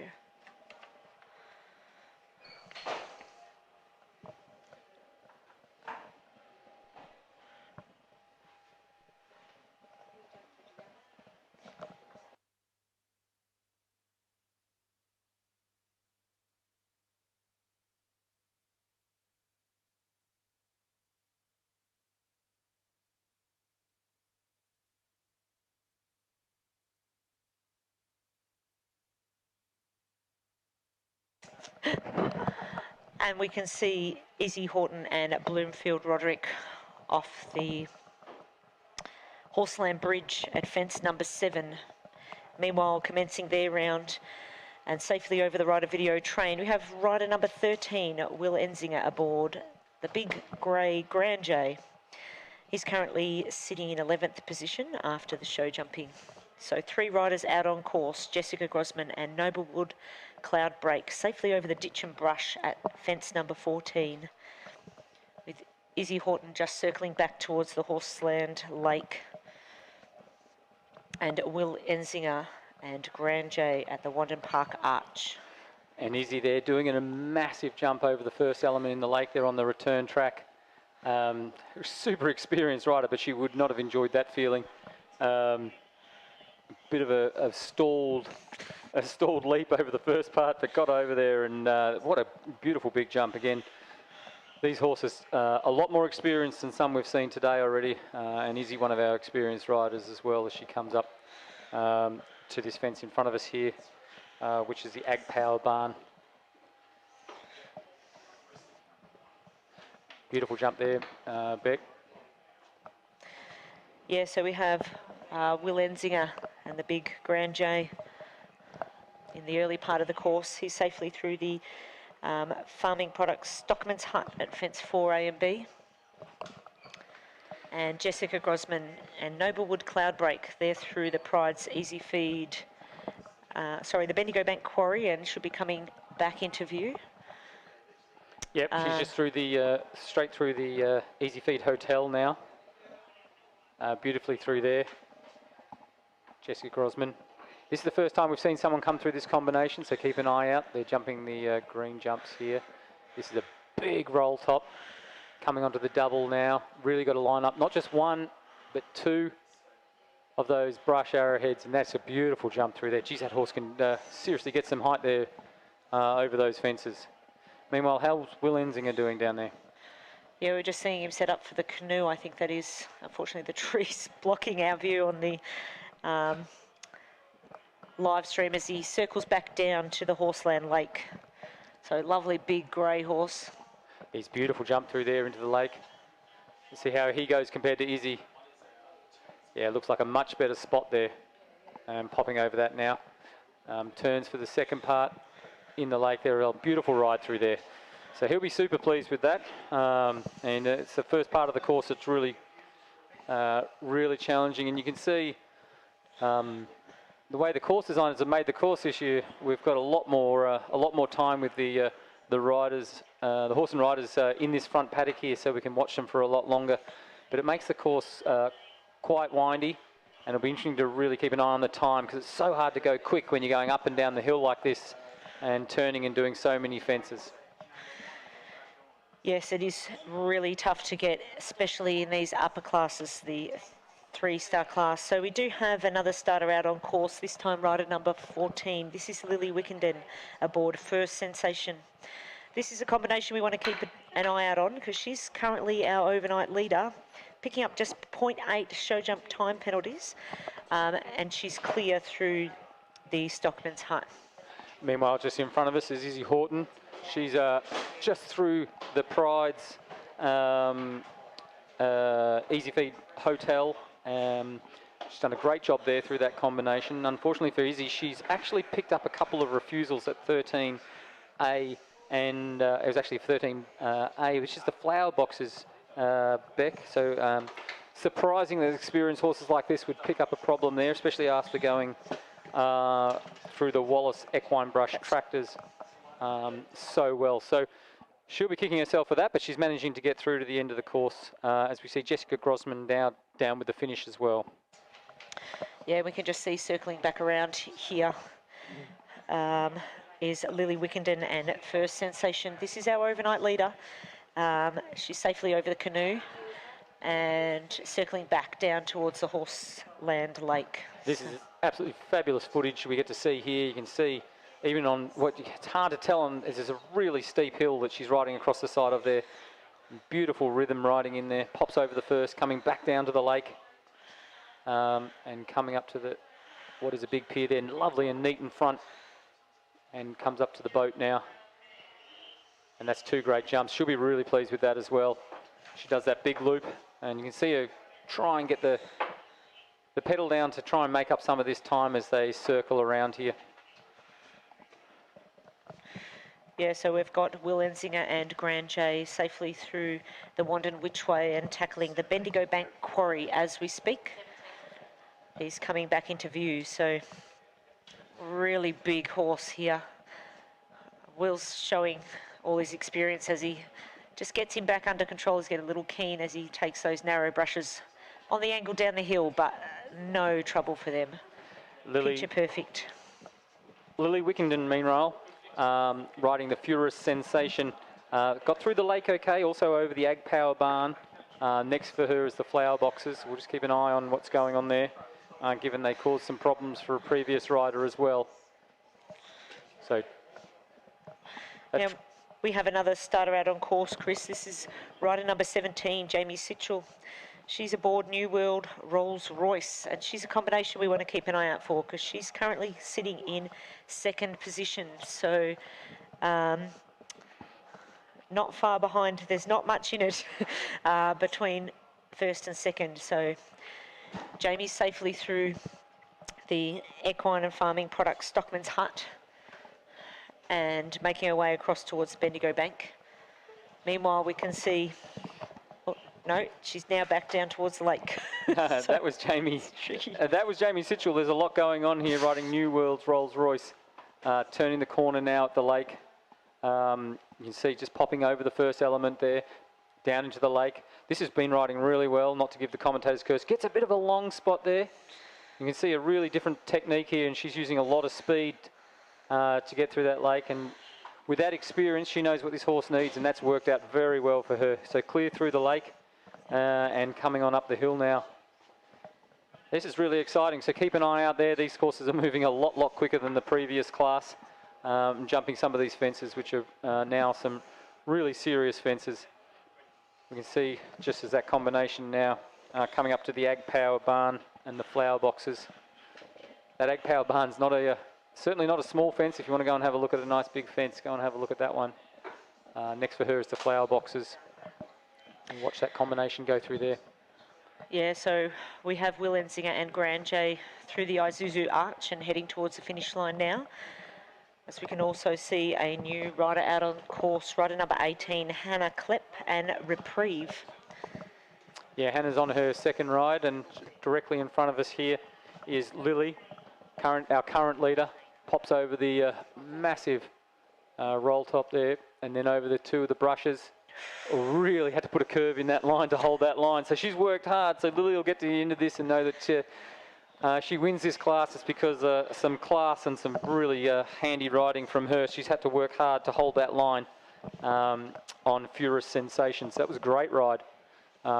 Beautiful in particular over that Horseland Saddlery Fence 18 and the Wallace Equine Brush Tractors. And just doing those circles around the Horseland Lake, we can see Hannah Klepp and Reprieve. Just popping in nicely over the brush roll, and splashing through the lake over the little jetty there. Just tip forward a little bit on landing, but set up for the boat. Oh, and unfortunately they have parted company in the water with the commentator's curse. It wasn't, I think actually it shows Beck's experience in the commentary position. She actually said she just tipped forward on the first one and then was quite a little way back. So we just have a little pause here as Hannah, unfortunately, has parted company with Reprieve. But Hannah's up and walking about, and Reprieve's certainly okay, wandering around. He didn't even canter off. He's just waiting there for Mum to say, what are we doing next? Where's the next jump? But Hannah will unfortunately have to retire after a fall.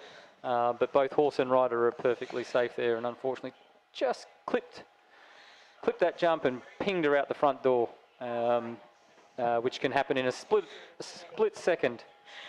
Yeah, Chris, and just coming into view is Jamie Stitchell and New World Rolls Royce.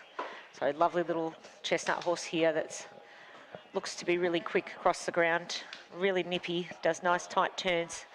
Made light work of that really big Pride's Easy Feed. The Horseland, the Wallace Equine Brush Tractor. The jumps have changed. That's right. That was the Wallace Equine Brush Tractors, and she did a great job through there. That pony almost goes like a pony. It's got a massive motor in it, hasn't it? Meanwhile, just in front of us, for the first time through the quarry, is Charlotte Sheldon, and Charlotte's riding Townsend LS. This horse very beautifully into the lake for the first time. Coming up, you should be able to see this as she jumps the first of the Horseland bridge, and next coming around for her is going to be the brush roll, and then into the lake again. She approaches that lake now. Beautifully over the brush roll, into the lake, and over the first one in there, and we'll see how she goes at this boat. Yeah, didn't have the best spot, but jumped it with plenty of scope. No problems at all for her, and really quickly out of the lake and heading on up to the Ag Power barn. Yeah, so Jamie Sitchell and New World's Rolls Royce have no jumping penalties to add. They're safely over the finish line. Meanwhile, we have Erin Callahan and Danson Lincoln starting out their round. You can see them lovely grey tackling the Bendigo Bank as we speak. She's currently sitting in 3rd position, so another combination to keep an eye out for, Chris. And Charlotte Sheldon, she's now over the Ag Power barn at fence 12. She gave it a lot of respect, really sat up, found a nice spot to that fence. She goes down to the first of the flower pots. There's the fence A. You just see her turning now, really trying to get this horse under control as she turns over to the B element, and just not entirely sure what's happening there. It looks like she's put the brakes on. I'm not sure if she's just ducked off B or what the story was there. We'll find out from the jump judge in a second. But that's a really tough fence. It's on a downhill lie. Really quite difficult to really hold that line. It looks like she's had a little trouble there. So we'll find out from the jump judges whether she's picked up penalties or whether she's just wasted a lot of time when we can. Yeah, and we've just seen Erin Callahan and Danson Lincoln do a lovely leap off the Horseland Bridge. Really nice grey horse. Seems to be travelling really well across the country as she circles back down towards the Horseland Lake. Yeah, that Horseland Bridge is impressive, isn't it? Well worth going to have a look at. Been in the course for many, many years. Then was actually not used for quite a long time, but back in the course again now, and it's still very impressive. Erin Callahan now over the first in the lake, and then over the second as well. Just taking a hand off the bridle there, electing not to steer, but just to give a little bit of encouragement to make sure this horse is going to give her a nice big jump. And Danson Lincoln, he's certainly obliged with a beautiful jump over the canoe within the Horseland Lake.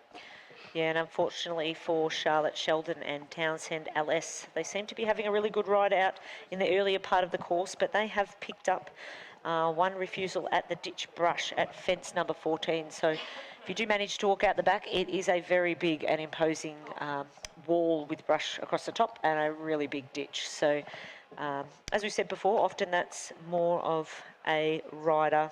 Yeah.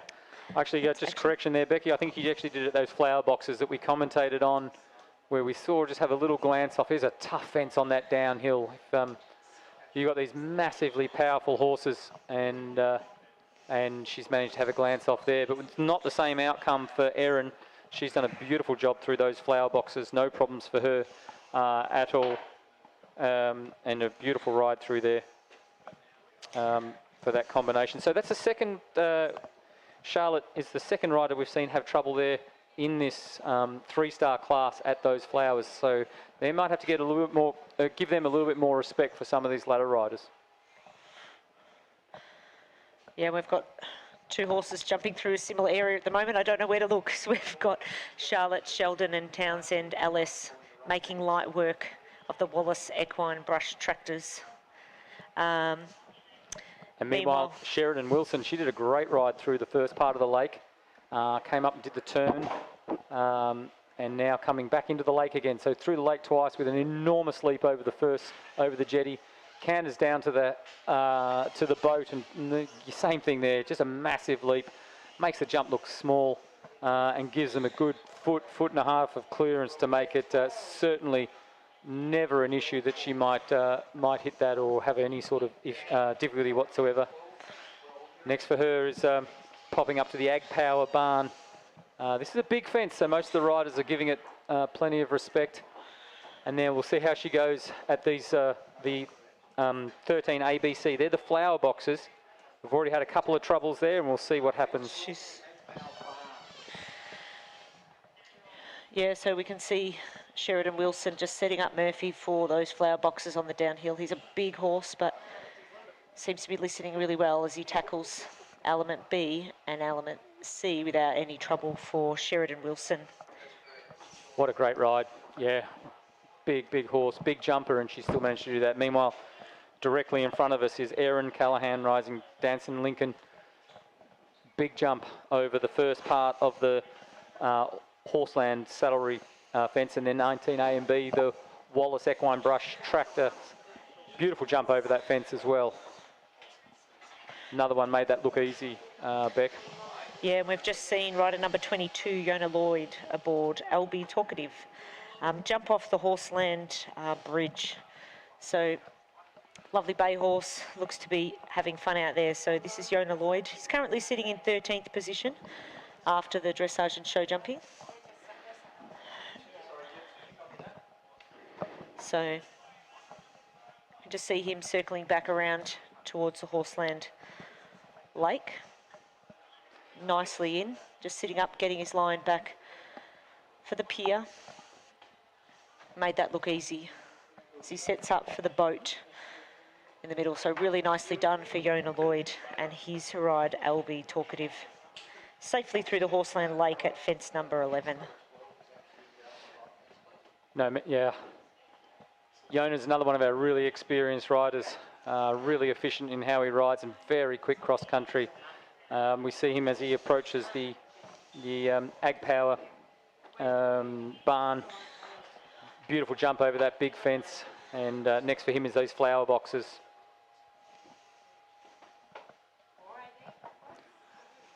These flower boxes have caused a little bit of trouble so far for a couple of riders.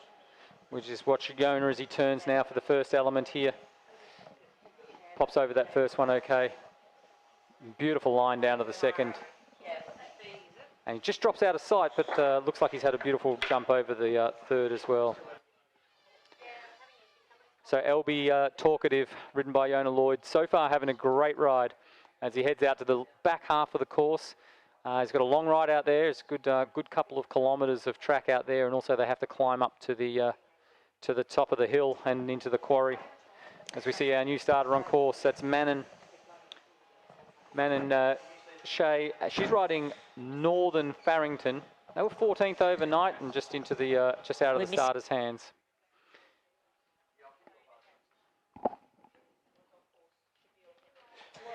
So, Chris, we can see a lovely big grey horse. This is Sam. He's back again. This time he's aboard Cayuna Tactician. So currently sitting in 8th position. He's clear over the roll top brush. Yes. At fence number 9. And he's riding well. Surprise, surprise. Ride number 5 or 6. We've lost track now. Oh, we had to just, first time I've seen Sam out of his perfect position. He really had to ride that, and he's done the same at the boat as well. He's really had to get a lot of encouragement for this horse to say, come on, work, you got to jump. And I think it's the first time I've seen him out of that position, and he's done a great job through there. The beautiful grey horse to watch. Looks just relaxed and quiet, but look how much of the ground he's covering as he comes up to the Ag Power the Ag Power barn. Yeah, and unfortunately, we have got Sheridan Wilson and Ante Murphy. They've elected to retire, so they've had some trouble. I'm not quite sure which. I think it was 15A and B, which is actually the Wandon Which Way, Chris. So we spoke about that earlier, being a tricky fence. So unfortunately for them, they are making the long walk home today. Yeah, that is unfortunate. It's a tricky fence there, as we just saw, just in the light there, just going out of sight, was Sam Jeffrey have a really ugly moment at the flower boxes. At the ditch brush, but he's managed to clit over that, no problems. Meanwhile, Yona Lloyd right in front of us has gone beautifully through the Horseland saddlery and then the Wallace equine brush and tractors perfectly in regulation. We'll keep an eye on Sam Jeffries because he is in 8th, but he had a bit of a moment there where he left a leg, but there's no unseating him, so he's managing to continue on. So hopefully he can get back to some of the style that he had a little bit earlier. Yeah, we've just seen Manon Shea and Northern Farrington jump off the Horseland Bridge and splashing through the lake as we speak now. Unfortunately for this combination, they picked up 20 penalties at fence 4A, which is the Equine and Farming Products Stockman's Hut. So not a fence we've seen trouble at yet in this class, Chris. No, that is a surprise, but it's been in the course for a long time, and every now and again picks up 1 or 2. So she'll be taking an easy ride now after picking up the refusal, but still got to stay on the job. She does this corner, has a little bit of a slip on this big horse on the corner, but not too bad. Preparing now for the lake. Manon and Northern Farrington gets a beautiful spot there. A little bit stally on takeoff, so she might want to keep the leg on this time at the actual boat and jump that beautifully on the second one. So her ride's getting better, and unfortunately carrying that 20 penalties with her. Yeah, and just skipping through the Bendigo Bank at fence number 5 A and B, we can see the experienced Murray Lampard. This time he's aboard Secret Mojo. So Murray's back for another round today, and he's currently sitting in 7th position. And Sam Jeffrey right in front of us now, beautifully through the Horseland Saddlery and Wallace Equine Brush tractors. Really, really nice. That must have felt great and given a huge confidence boost with just a few fences for them to go. So yeah, we've got Mannon Shea and Northern Farrington carrying forward those 20 penalties from fence number 4. Meanwhile, we can see Murray Lampard and Secret Mojo is wasting no time as he splashes through the lake for the first time and making his loop back to come back in again. Interesting technique there from Murray. He went into the lake so quick. I don't think the horse even got out of its canter. It was beautiful over the jump into the lake and just kept on going. But you can see Murray doesn't waste any time. He's taking tight lines. This horse just checks as it comes into the lake. Lovely technique over the first element in the lake. And now approaching the boat and pops over that as well. And again, Murray turns up really short, saving time just so that he doesn't have to take too much time. Meanwhile, Chris, we've got another starter out on course. This time it's rider number 28, Georgia Tivendale and Star Allure. Georgia's currently sitting in a 17th position and she's safely over the Wandon Florist flower bed at fence number 2. Yeah. So we can see Murray Lampard safely through the lake and over the Ag Power barn. Just turning down towards the flower boxes at fence 13, A, B and C, which has proven to cause a little bit of trouble earlier. Yeah, his horse turning really well, so we're not going to expect any problems there for Murray, and indeed there was nothing. He turned up nice and short, kept his line beautifully through those flower boxes. Mannon Shea, meanwhile, riding Northern Farrington. She's right at the back of the course at the Wandon Which Way. She's still carrying forward with her that one refusal from the fence 4A, which is right back at the Equine Farming Products Stockman's Hut, which is a bit frustrating for her because she's doing the much harder fences really well and back on track. And unfortunately, Chris, we've got some bad news for Murray Lampard and Secret and Mojo. He has apparently missed fence 9. That's the brush royal, yeah. So apparently he did miss fence number 9 earlier in the course, so he will be pulled up. Meanwhile, we can see Mannon Shea just popping through the wagon and the brushes here in front of us.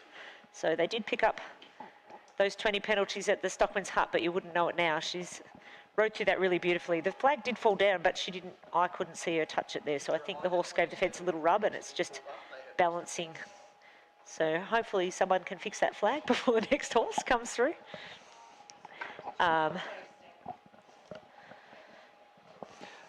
Meanwhile, right in front of us is Georgia Tivendale riding Star Allure. Has a really big, ugly moment at the first part in the lake, but she manages to get right back in the saddle and hold onto the reins and get over that fence. She was right back there on his rump for a second, but she recovered so beautifully, got over the boat and really quickly now up to the Ag Power barn. Yeah, so Mannon Shea's clear over the Ag Power flowers at fence number 20 and just got the 2 fences to go, while we've got Yasmin Dillon and Vincek Enzo starting out their round here. They're currently sitting in 19th position and are safely through the Equine and Farming Products Stockman's Hut at fence number 4. We also just saw them go over the Bendigo Bank as well, Beck, and managed to get, looks like they've gone clear, but they've managed to take out the flag on the way past in quite dramatic style. The flag went bouncing along, but they're continuing on really quick. There's no issue with taking out the flag as long as you do it from behind the horse's shoulder, so eventually you've gone through the flag, and often the riders can hit them with their feet and those sorts of things. But next for them is this Horseland Bridge, a fabulously impressive jump. Lovely to see it back in the course again. Really impressive. Great place to get a photo if you're down there. She's done that beautifully and coming up to the lake for the first time. These horses are really keen. The lake just appears out of nowhere when they're in midair, and then they have to quickly get themselves ready for that brush roll fence number 9, which unfortunately was the one that Murray missed. Such a simple fence, and he's going to be kicking himself for that.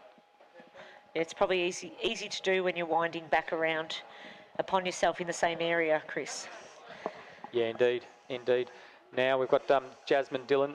She's just turning to the first of the Horseland Lake. This is fence 10, A and B. She comes down to the B element now, which is the first one actually in the lake. She's popped over that, and now turning towards the boat itself. Oh, adds a little spot in there. Would have had a heart in her mouth as she came to that fence, not seeing the spot that she was hoping for. But no problems for this horse. Just says, yeah, I don't mind being a bit deep.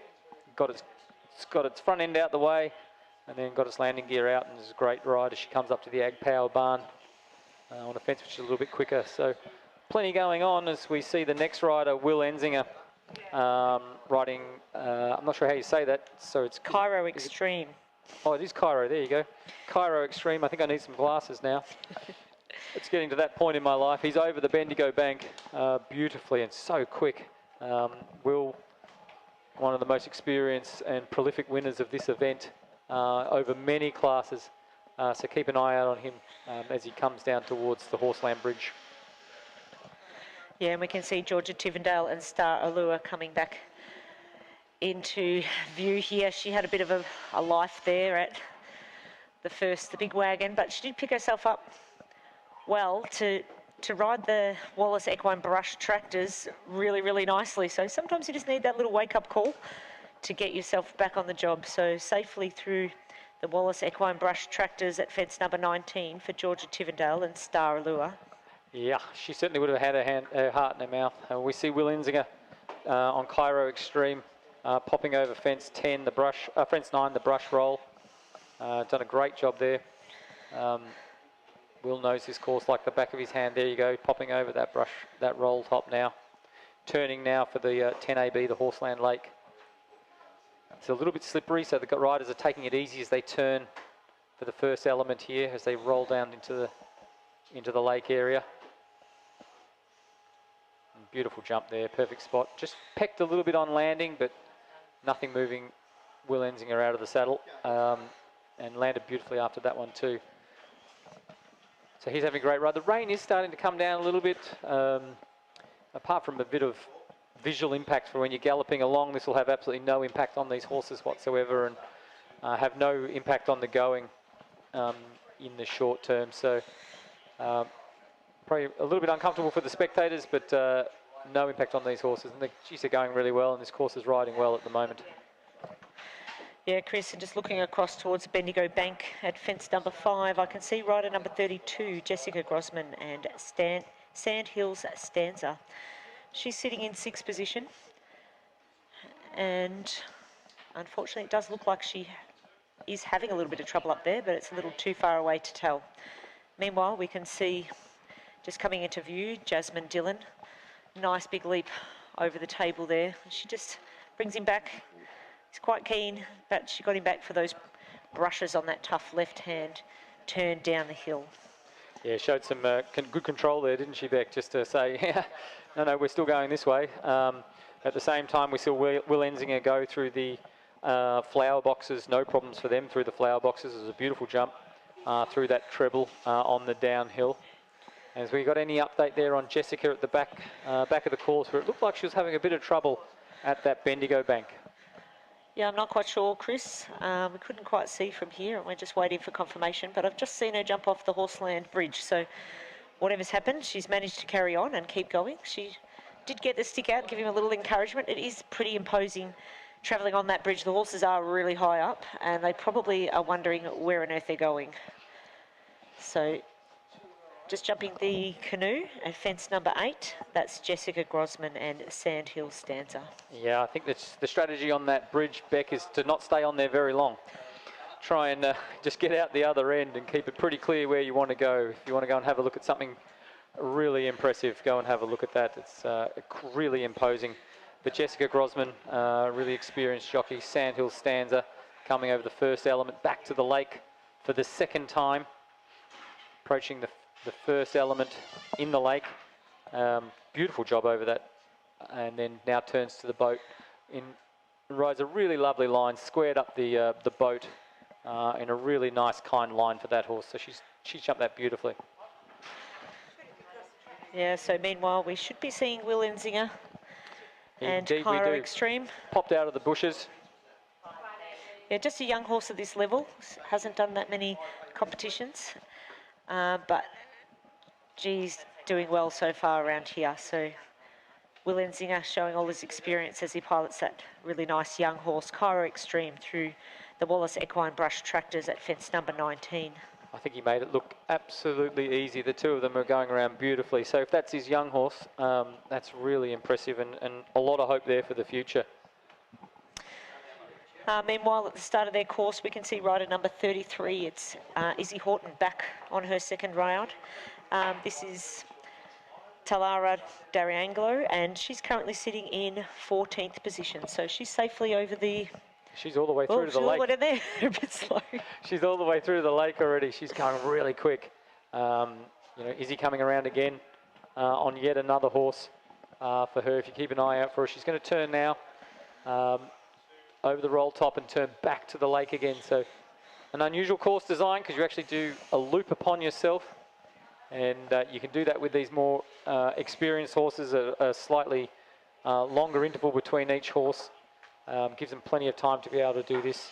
Izzy just coming down to the lake now, sees an absolute flyer, and she's nearly fallen, and unfortunately just was out the front door for 4 or 5 strides and just fell off at the last second, which is really frustrating because we were all hoping she'd get back on again, but she's plonked off the side on her feet. Didn't get too wet. She was going to have some wet feet, but that's about it, unfortunately, and that's a real shame because that horse saw a huge flyer and jumped the first jump into the lake beautifully, and unfortunately just pecked a little bit on landing, pinged Izzy out of the saddle, and she couldn't quite hold it after that to stay in the saddle. So unfortunately for her, she'll just walk up the hill and they'll be absolutely fine and ready to have another go next time. Yeah, that's really disappointing because she was jumping so well. But luckily, she's just walking away with some wet feet. Meanwhile, we've got rider 32, Jessica Grosman and Sandhill Stanza. She's clear over the ditch and brush at fence number 14 and making her way through the Bendigo Bank Quarry and should be coming into view soon. So yeah, she's just coming down through the picture frame now. Beautiful through the Pride's Easy Feed Hotel. It's a lovely photo. It looks like a picture frame. Looks like you're actually jumping into a hotel. Right in front of the commentary position for us to see here at the Pride's Easy Feed Hotel, followed by the Wallace Equine Brush Tractors. Yeah, these are big fences, really technically challenging, but these riders have made them look so easy, just really nicely riding through there.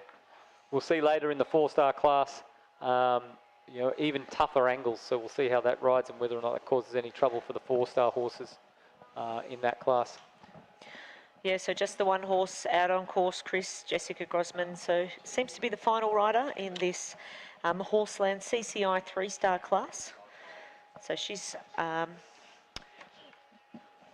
just making her way to the last couple of fences. So she's over the Ag Power Flowers. Just 2 jumps to go. So we're waiting to hear when she crosses the finish line.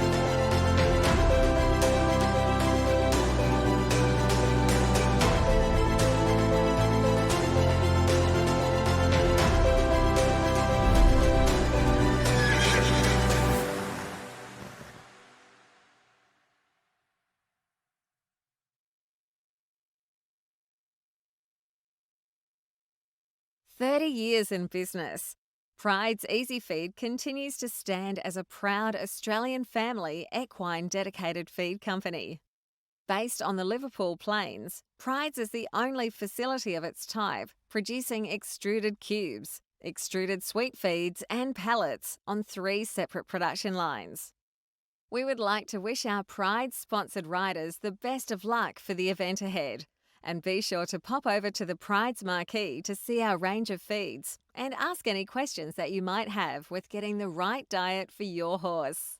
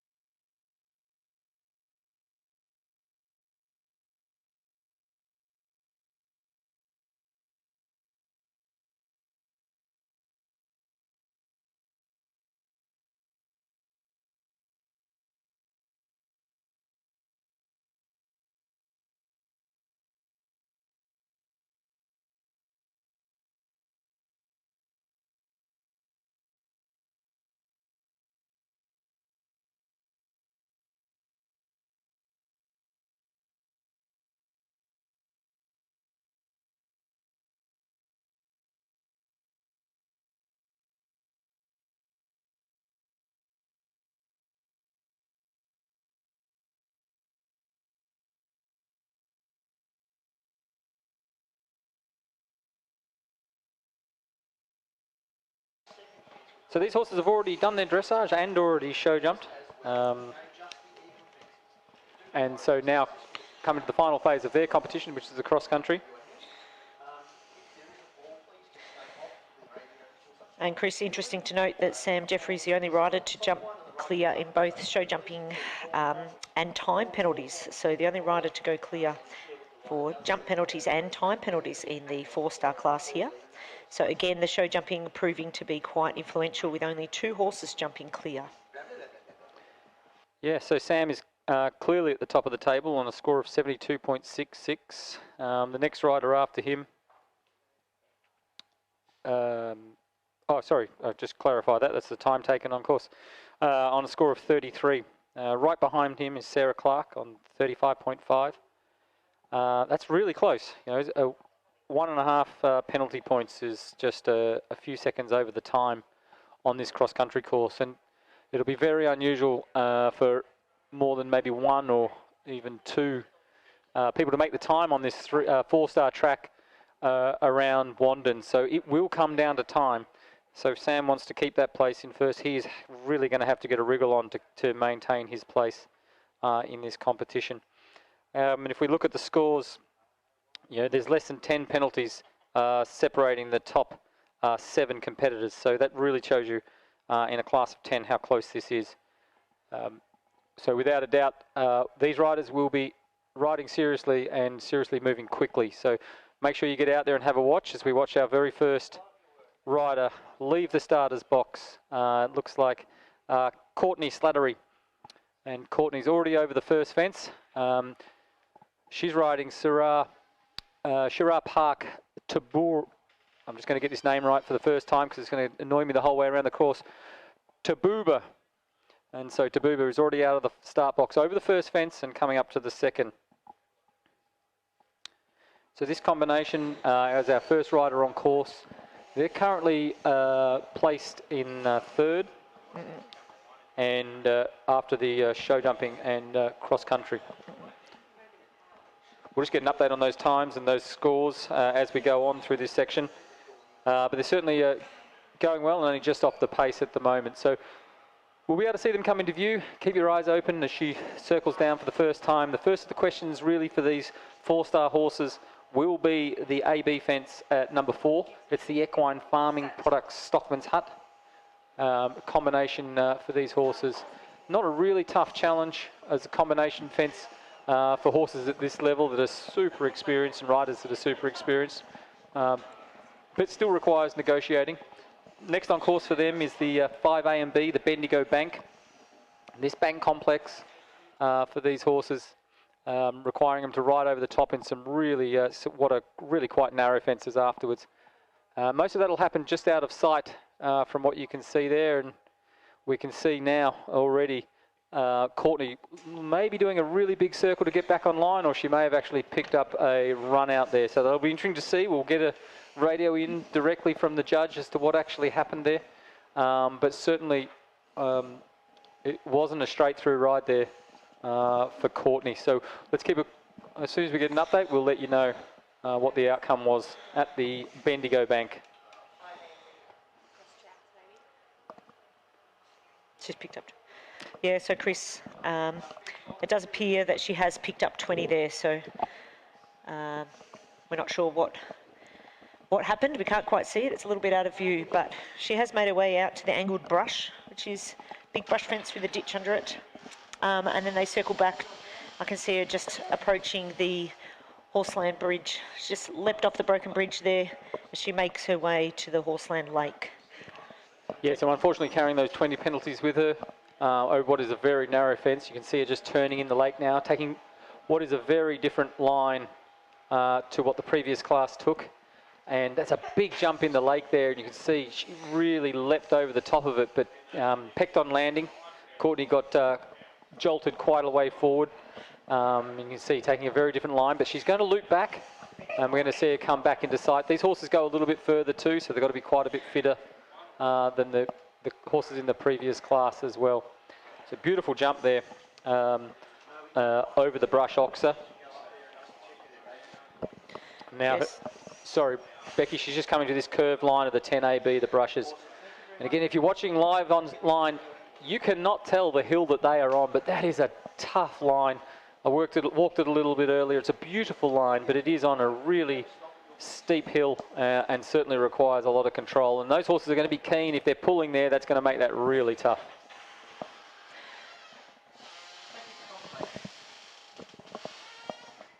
Coming down now to the lake once more, popping back in the lake here. Courtney's over the first, over the big roll top in the middle of the Horseland Lake. Lovely through there. So that's not a complicated fence for these horses at this level, but it's very big.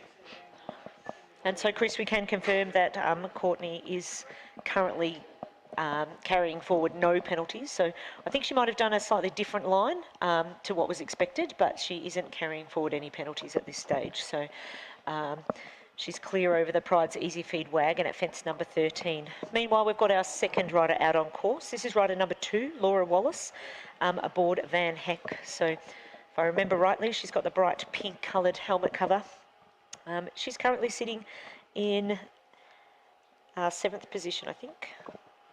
No, 10th position, sorry, after the show jumping. And so she's safely through the equine and farming products, Stockman's Hut, and tackling the Bendigo Bank as we speak.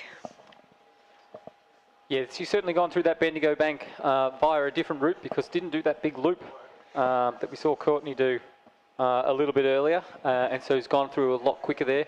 We spoke about how important time's going to be on this course, so Courtney, who did the bigger loop there, may have got over the jump clear. It sounds like she has got over the jump clear, but it's taken her more time, so it may cost her a few penalty points when it comes to the finish, but we'll just see how quickly she's going. She's currently out the back of the course doing the, she's completed safely and successfully completed the rolling hills at 14 ABC. And then that takes her right to the back of the course, which is a really big ditch, oxer. Oh, and unfortunately, Chris, we've just seen Laura Wallace and Van Heck. They did a really nice jump off the Horseland bridge, but unfortunately he just didn't quite get the landing gear out, and they just almost in slow motion rolled down. So Laura, she has stood up, she does look to be okay, but obviously probably a little bit in shock after not quite making the landing she was hoping to. So unfortunately for Laura Wallace and Van Heck, they're out of the competition. Yeah, that's an unusual result there for us. So as we see the next starter on course, looks like Penny. Pops over on Boomer, BB Boom. Penny Johnson, really experienced at this level on this horse, been going around for a very long time at this level. She's just cantering out of the start box, so taking it pretty easy. So she's obviously looking just to have a nice round today and probably really get going after fence 2. Yeah, and so coming back into view is Courtney Slattery. So they've got a slightly tougher line than what we saw earlier. So she's nicely over the big table there, and then they've got an even greater angle on their brushes, which she just did beautifully straight through there. She did tuck the flag. It's really narrow, but it looks to be no troubles there at the Wallace Equine Brush Tractor for Courtney Slattery. Yeah, so she's currently going clear, and finishing off clear as the trailblazer on this course will be a really important for her. It puts pressure on everybody else, even though she's lying 8th. But she is only on a score of 36.3, so she's not too far off the pace. So it will force everybody else to make sure they go clear and under the time. She's actually 3rd. Oh, sorry, 3rd, that is. 3rd on a score of 36.3. Yeah, she's... Yeah, so we have Penny Johnson and BB Boom there through the equine and farming products Stockman's Hut and making their way to the Bendigo Bank. So currently sitting in 9th position. They'll be hoping to have a nice fast clear round to improve on their placing. Meanwhile, we would have seen Courtney Slattery. She's jumped through the Chandon bottle, which has been moved this year. So for many years, it's been lower place down the hill, and we did move that just on Friday. Anyway, she's safely through the Equissage Manor and making her way to the Isuzu Arch. Yeah, that Chandon bottle is a magnificent jump. Again, something very unusual for an eventing track, and so it looks fantastic. A great place to get a photo. So Courtney now, she's in the finish box. So she's our first finisher for the day, rider number 1. So it's great to see her get to the finish. She was in 3rd place after the show jumping, so on a score of 36.3, only 3.3 penalties off the lead. Meanwhile, we can see Penny Johnson. She just did a beautiful big leap off the Horseland Bridge, is now coming into the lake. A nice big jump over the Horseland Lake. She actually rode the lake on a 1-star horse a little bit earlier today and had quite a different ride to that. She landed quite awkwardly but managed to stay on, but she ended up having to put her horse's bridle back on from the riding position, which was quite entertaining for us in the commentary position. But that one certainly went better than that. She's done a big jump over the brush oxer and turning now to the 10AB, the curved brushes. So you can see her slowing right down, because this is a steep hill, and she's popping over the first one, gets a lovely spot. And Boom, using all his experience, no problems at all, lines it up and jumps over the second as well. And in front of her is the Horseland Lake. Yeah, and as she's making her way towards the lake, we've got a new rider on course. This is rider number 4, Sarah Clark, and she's aboard LV Blue Jeans. She's currently in second position, Chris, so we want to keep an eye on her. Yeah, indeed, as we see Penny approach the brush fence into the lake, pops over that first, and then down into the actual lake proper, gets a beautiful spot, lovely in front Boom that time. He had his knees right up near his nose and tucked in beautifully.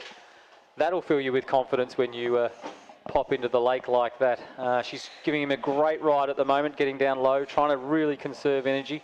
As I said, it's about the time here, and Penny wasn't going super fast at the start, but she's efficient. And you can see her here, you know, this horse is keeping the pedal down. She just gives a little bit of respect to this really big wagon. It's a big fence. I went and had a look at it earlier, and it certainly stands up in front of you and looks very impressive. That Pride's Easy Feed wagon.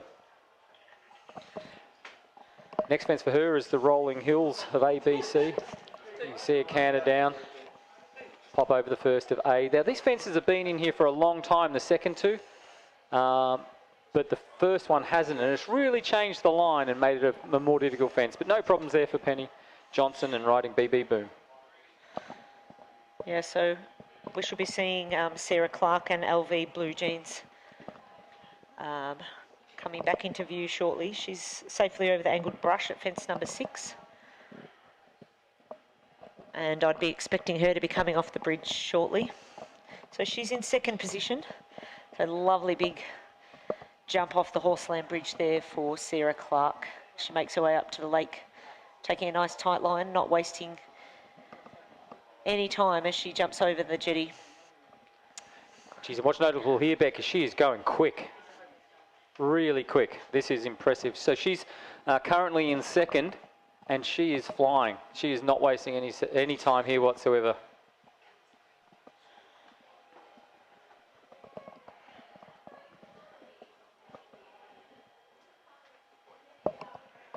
So Sarah Clark safely over the brush oxer, making her way to the curved brushes. So she's slowed up a little bit for that tricky combination. As you said, Chris, it is on a steep hill heading down, which you can't quite see on the camera angle. But she's wasting no time as she heads back towards the Horseland Lake at fence number 11. So 2 riders out on course, Penelope Johnson and BB Boom. She should be coming back into view shortly. She's safely through the Wandon Whichway at fence number 16. Meanwhile, Sarah Clark, she's coming back into the lake for the second time, and beautifully through there. As I said, she's really got her eye on the prize here. She is not wasting any time, noticeably going quicker on this beautiful big black horse. Coming up now, next for her is the Pride's Easy Feed wagon. It's a big jump. Meanwhile, Becky, I think you've got Penny in front of you. Yeah, Penny's just setting up BB Boom, giving this big table a little bit of respect. She's got to curve back slightly to the left downhill on those narrow brushes, and they make light work of that really tough combination there. So I think she might have given the flag a little tap, but looks like she was definitely between them. Yeah, clearly one challenge for these riders is it's just drizzling a little bit as they start to get wet reins, and it looked like her reins just ran a little bit over the first part of that wagon there, and then she had to go through there probably a little bit less organised than she'd ideally want, but it's no problem for Penny, showing all her class, popping through there over those second 2 elements, which despite how tough they look so far, haven't caused any problem for these first few riders in this class. No, we've got another rider out on course, Chris. This is rider number 5, Kiralee Hosier. She's aboard Regal Red Jasper, and they're currently sitting in 7th position. And she should be coming down towards the Horseland Bridge any time. So yeah, meanwhile at the back of the course is Sarah Clark, and Sarah's right at the very back of the course over the ditch oxer at fence number 15, the furthest part of the course. So you think you're almost you're up to fence 15, you think you only got 10 to go, but you're still a long way from home. So she's got the big pull up the hill, and then up to the quarry. Yeah, and we've just seen Kiralee Hosier jump really confidently off the Horseland Bridge, and Regal Red Jasper get his knees right up under his chin as he pops over that jetty there in the lake. Yeah, it's impressive to see how these good horses just so quick in the lake. The riders don't spend any time setting them up. The horses are just so experienced. They just turn really short up after to these jumps and fly on into them. She turns now over that brush oxter. Beautiful jump there. She's got the curved brushes on what is a very steep downhill. And pops over there now, gets in nice and deep. And just has the last one to go. Yeah, and we can see Sarah Clark still wasting no time on LV Blue Jeans as she pops really efficiently through that tough combination at the Wallace Equine Brush Tractors. And I'm not sure if you noticed, but I think she had a bear tied to the back of her gear. That's a horse. Well, there was something tied onto the back of her gear. It's well worth having a look at. It caught me by surprise. I'm going to go back and look at the video and work out what it is. Yeah. So he's doing very well, and certainly doing well for her. She's just got the last couple of fences to go, the 3 fences for her. Beautifully negotiated through the Wallace Equine Brush Tractors, the Shandong Bottle and the Equisage Manor. So they've had a great ride. As I said, it's obviously quicker and doing really, really well. And given that they're in second, that's a really good outcome. Yeah, and we can see Kiralee Hosier and Regal Red Jasper wasting no time. This horse is a really smart little jumper. His knees go right up under his chin and he wastes no time in the air as he skips around this course here in the Horseland CCI 4-star class. So looks to be clear through the rolling hills for Kiralee Hosier and Regal Red Jasper. Meanwhile, at the start of their course, we can see rider number 6, Hayley Freelick, aboard Dundee and Black Watch. She's currently in 6th position. And she's clear over the Stockman's Hut. Yeah, going very well at the front of the course there. Kiralee Hosier, she's in 7th place at the moment after dressage and show jumping. We do have 3 people in with the finishers now. That's Penny Johnson, she's finished on a clear. Sarah Clark also finished cross-country clear. And finally, Courtney Slattery has done the same. So 3 riders with the finisher, all going clear. So this course is riding, exceptionally well for something which is a tough track. There's lots of questions out there, and they're doing really well.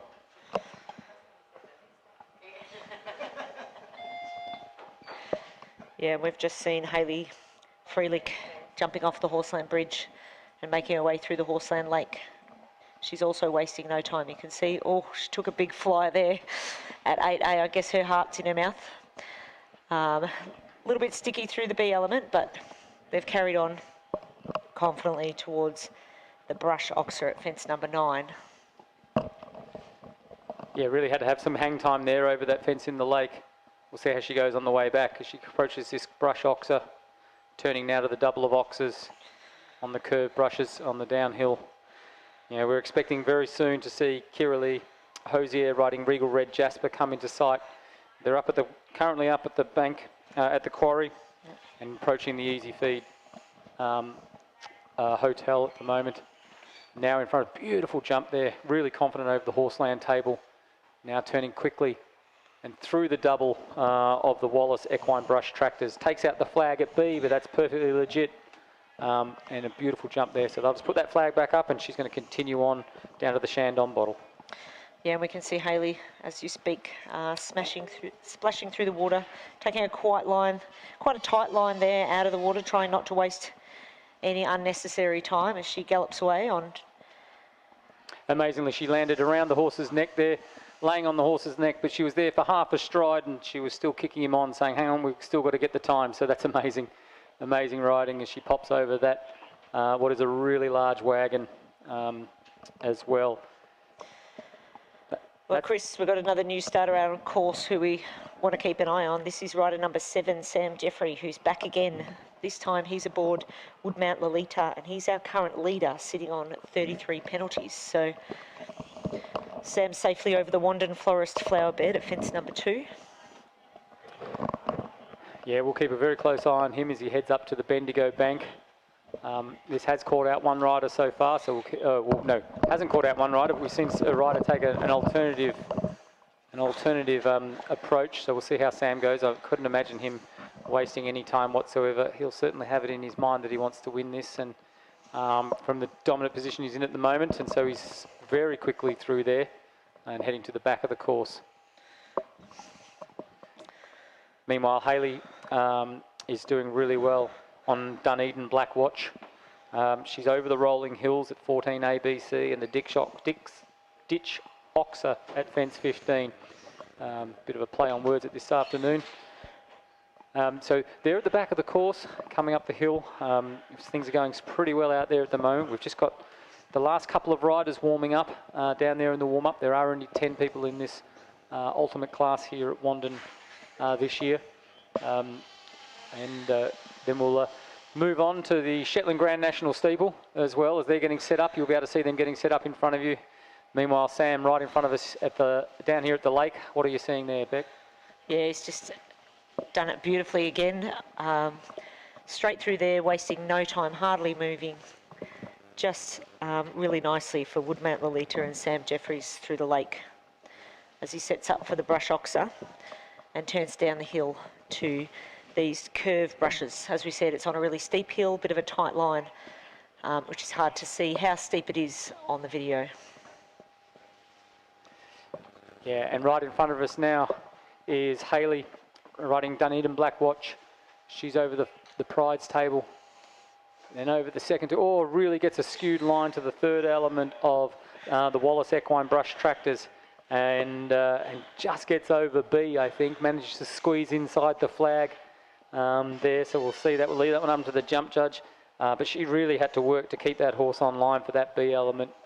And she was super quick as he started to drift a little bit to the right there. Yeah, we've just seen Sam Jeffries and Woodmount Lolita really nicely through the lake. He spotted that distance way out and just picked it off perfectly before turning and galloping across the hill towards the Pride's Easy Feed wagon. So lovely big horse galloping, still full of energy, ears pricked. It's really nice to watch. So nice big flyer over the Pride's Easy Feed wagon for Sam Jeffries. So clear up to fence number 13. Yeah, he actually got some plenty of hang time there, didn't he? He came down pretty steep on that landing. Had to let his reins run a little bit. We see this new line to these palisade walls. He's done a beautiful job there through that combination. Yeah, and across the hill, heading towards the Bendigo Bank, I can see rider number 8. This is Sophie Fox, and she's aboard a Mr. Pig, so currently sitting in 5th position. She's just tackling the Bendigo Bank as we speak. Unfortunately, the trees are in our view, so it looks like she's tackled that without any trouble. So 2 riders out on course, Sophie Fox and Mr. Pig, and our overnight leader, Sam Jeffries and Woodmount Lolita. And we'll try and keep an eye on how fast Sam's going. As I said, there's only 1.6 penalties between first and second at the moment. We certainly saw that Sarah Clark, who's in second position, right on his heels with a 35.5 penalty points at the moment. She went very quickly, so it'll be really interesting to see whether Sam can keep up that same sort of pace. He's managed to get his eye in over 8 previous horses going around this course, so he should be able to know exactly the pace to keep him around this course, keep him around this 4-star track under time as well. Yeah, we've just seen Sophie Fox and Mr. Pig make a really lovely leap off the Horseland Bridge and really get some air in the lake as well. So Sophie and Mr. Fox seem to be having a really good ride so far around this Horseland CCI 4-star track. Yeah, that was impressive, wasn't it? Sophie's just taken on that jump in the middle of the lake there. Seen her spot from way out, leapt over it. I think she actually cut a stride out between the jump in the lake and the B element. She's already over the brush oxer and now coming down to the curved brushes, not wasting any time whatsoever. She is in 5th, so she's got something to protect here too.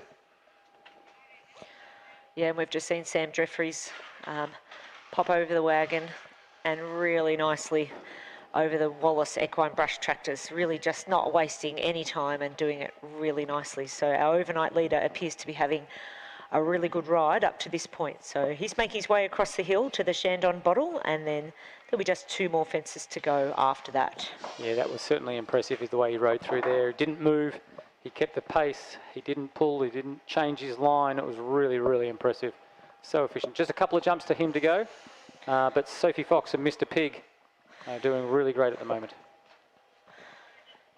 Yeah, this horse seems to be really loving his job as he gallops across, jumping these huge fences and making it look easy. So Sophie Fox and Mr. Pig clear through the Pride's Easy Feed wagon at fence number 13. Meanwhile, across the hill, we can see rider number 9, Simon Tannish, aboard Remy Lord of the Realm. Simon's sitting in 8th position at the moment. Yeah, as we watch Sophie Fox and Mr. Pig, she went over the Pride's Easy Feed wagon clear, landed. It's a big drop on landing, so she landed quite steep there. But she's also through 14 ABC, the rolling hills. As I said, the B and the C element are an old jump here, been in the course for a long time, but 14A is new, and it's just changed that line and really made the riders think about that particular fence. She's heading out now to the really big ditch oxer at the back of the course. It's an enormous, it's a maximum height oxer over a maximum height ditch, so it's pretty imposing for them out there. Yeah, so we have Simon Tamish and Remy Lord of the Realm safely through the Bendigo Bank, across the far hill at fence number 5 A and B, and making their way back towards the Horseland bridge. So nearing the end of this competition, I believe there's just 1 more horse to start in this Horseland CCI 4-star class. Yes, and while Sophie's and Mr. Pig are down the back of the course, we'll keep a really close eye on Simon, riding Remy Lord of the Rings. He's just jumped off the Horseland bridge there, had the hand off. It looks like the good old days of the big hail the cab. It was a great ride. He actually just takes a little check in front of 8A. That's the jump in the middle of the lake. Makes sure he got a beautiful spot, and he did. He's come through there. Just ever so slightly more conservative than some of those other riders, but he's not wasting any time between the fences. He's got his head down, and this chestnut horse is really, really motoring along. He's seen a spot to this oxer. I think he saw it about 20 strides out, and he was going for it, and he did a beautiful job. Yeah, we can just see Sophie Fox and Mr. Pig coming back into view. She's just jumped the Pride's Easy Feed Hotel, and then nicely over that big wagon. Ooh. And she's managed to get through both of those. But she did such a big leap over the wagon that it was questioned whether she was going to get it all back together again for those 2 narrow fences. And she did, though. She sat up and quickly got him organised, and it's done a great job there.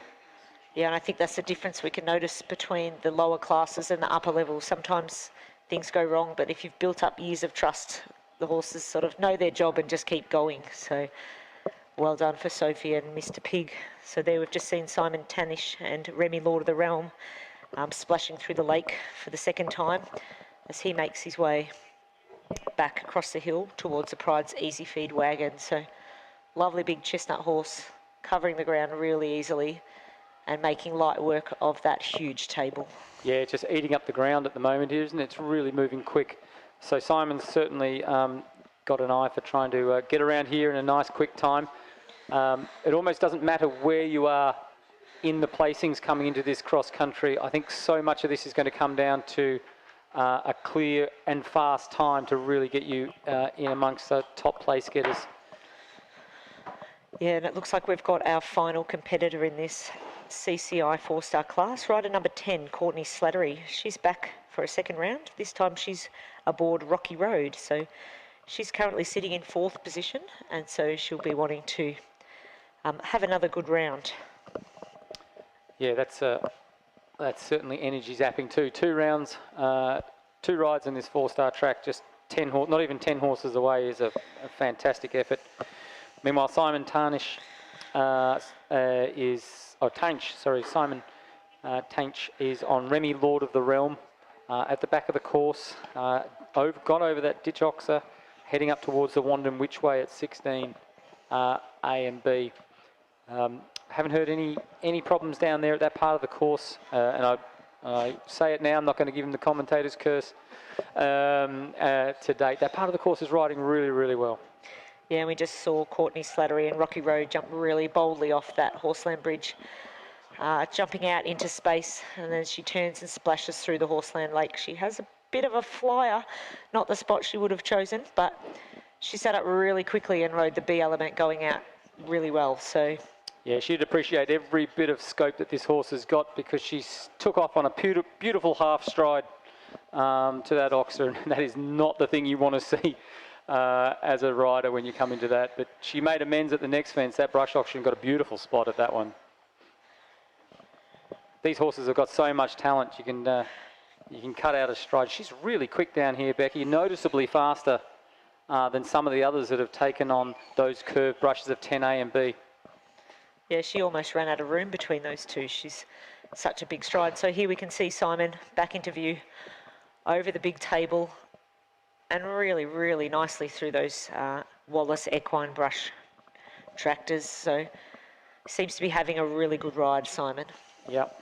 Meanwhile, Courtney into the lake for the second time. Made sure she saw a decent spot at the roll top in the lake this time, and that was perfect. Meant she could really quickly turn and head up to the Pride's easy feed wagon. We'll just watch her here. We've seen a couple of horses really land steep off the back of this. It's a big landing, a big drop on the other side as well, what is a big Oxer. So it's a really impressive jump. She's ridden that beautifully, popping over there. And then for her, she's got the 14 ABC, the rolling hills, and then she's off to the back of the course where there's some really classical cross-country gallop fences. There's the ditch Oxer for her.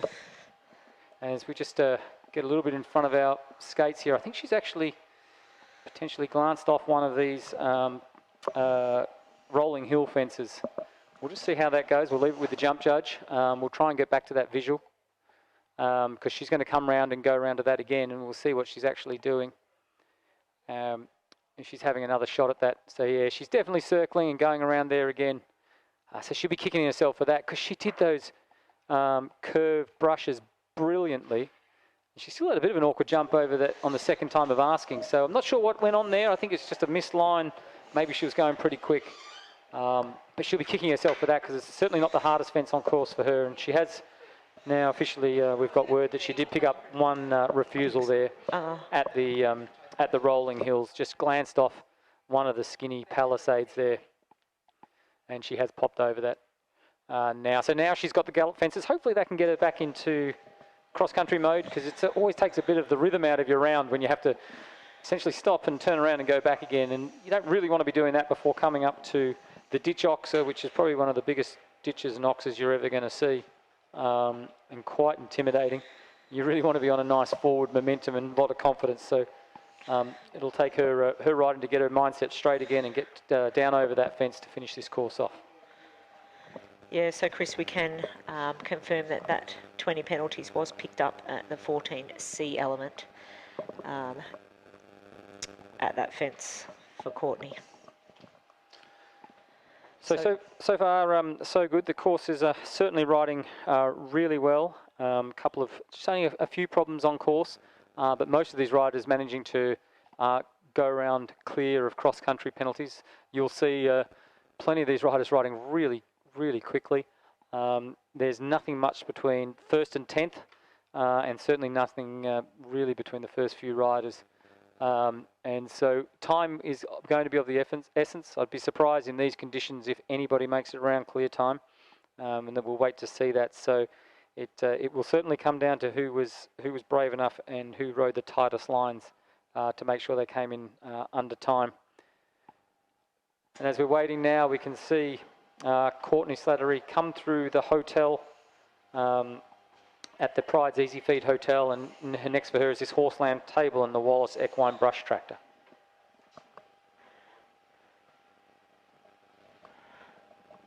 She's beautifully over the first element there. Now turning to tight line, she takes a narrow line there, very shallow, but just perfect. So she'll be kicking herself for that run out because this horse is jumping brilliantly, and certainly doing some much tougher fences without without incurring any penalties. But that was pretty regulation ridden. Yeah, it was really nicely done.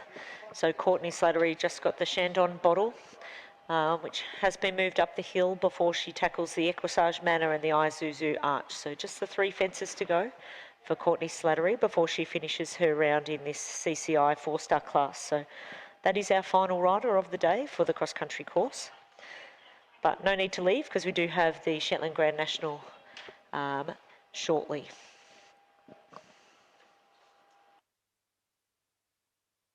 Absolutely. So if you want some entertainment, make sure you don't leave the spectators area. This Shetland Grand National will be hilarious fun to watch.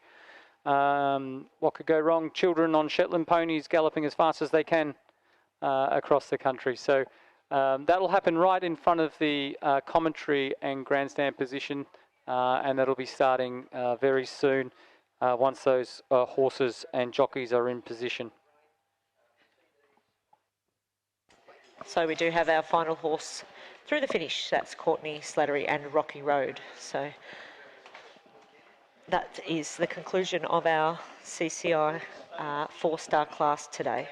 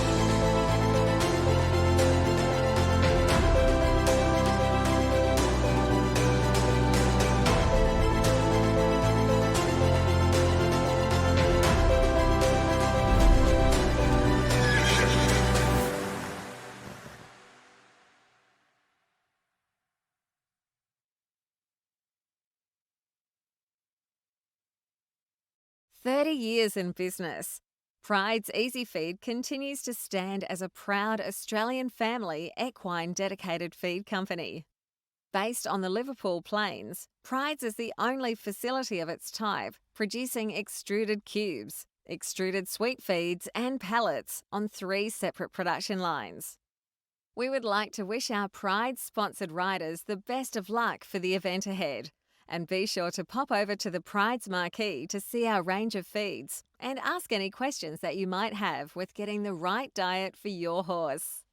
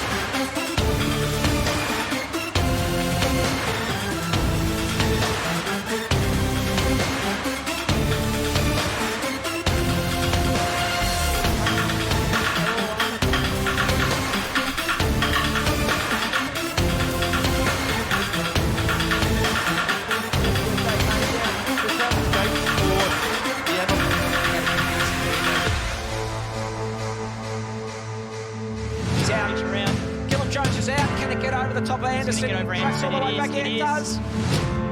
And he's locked him. What a goal!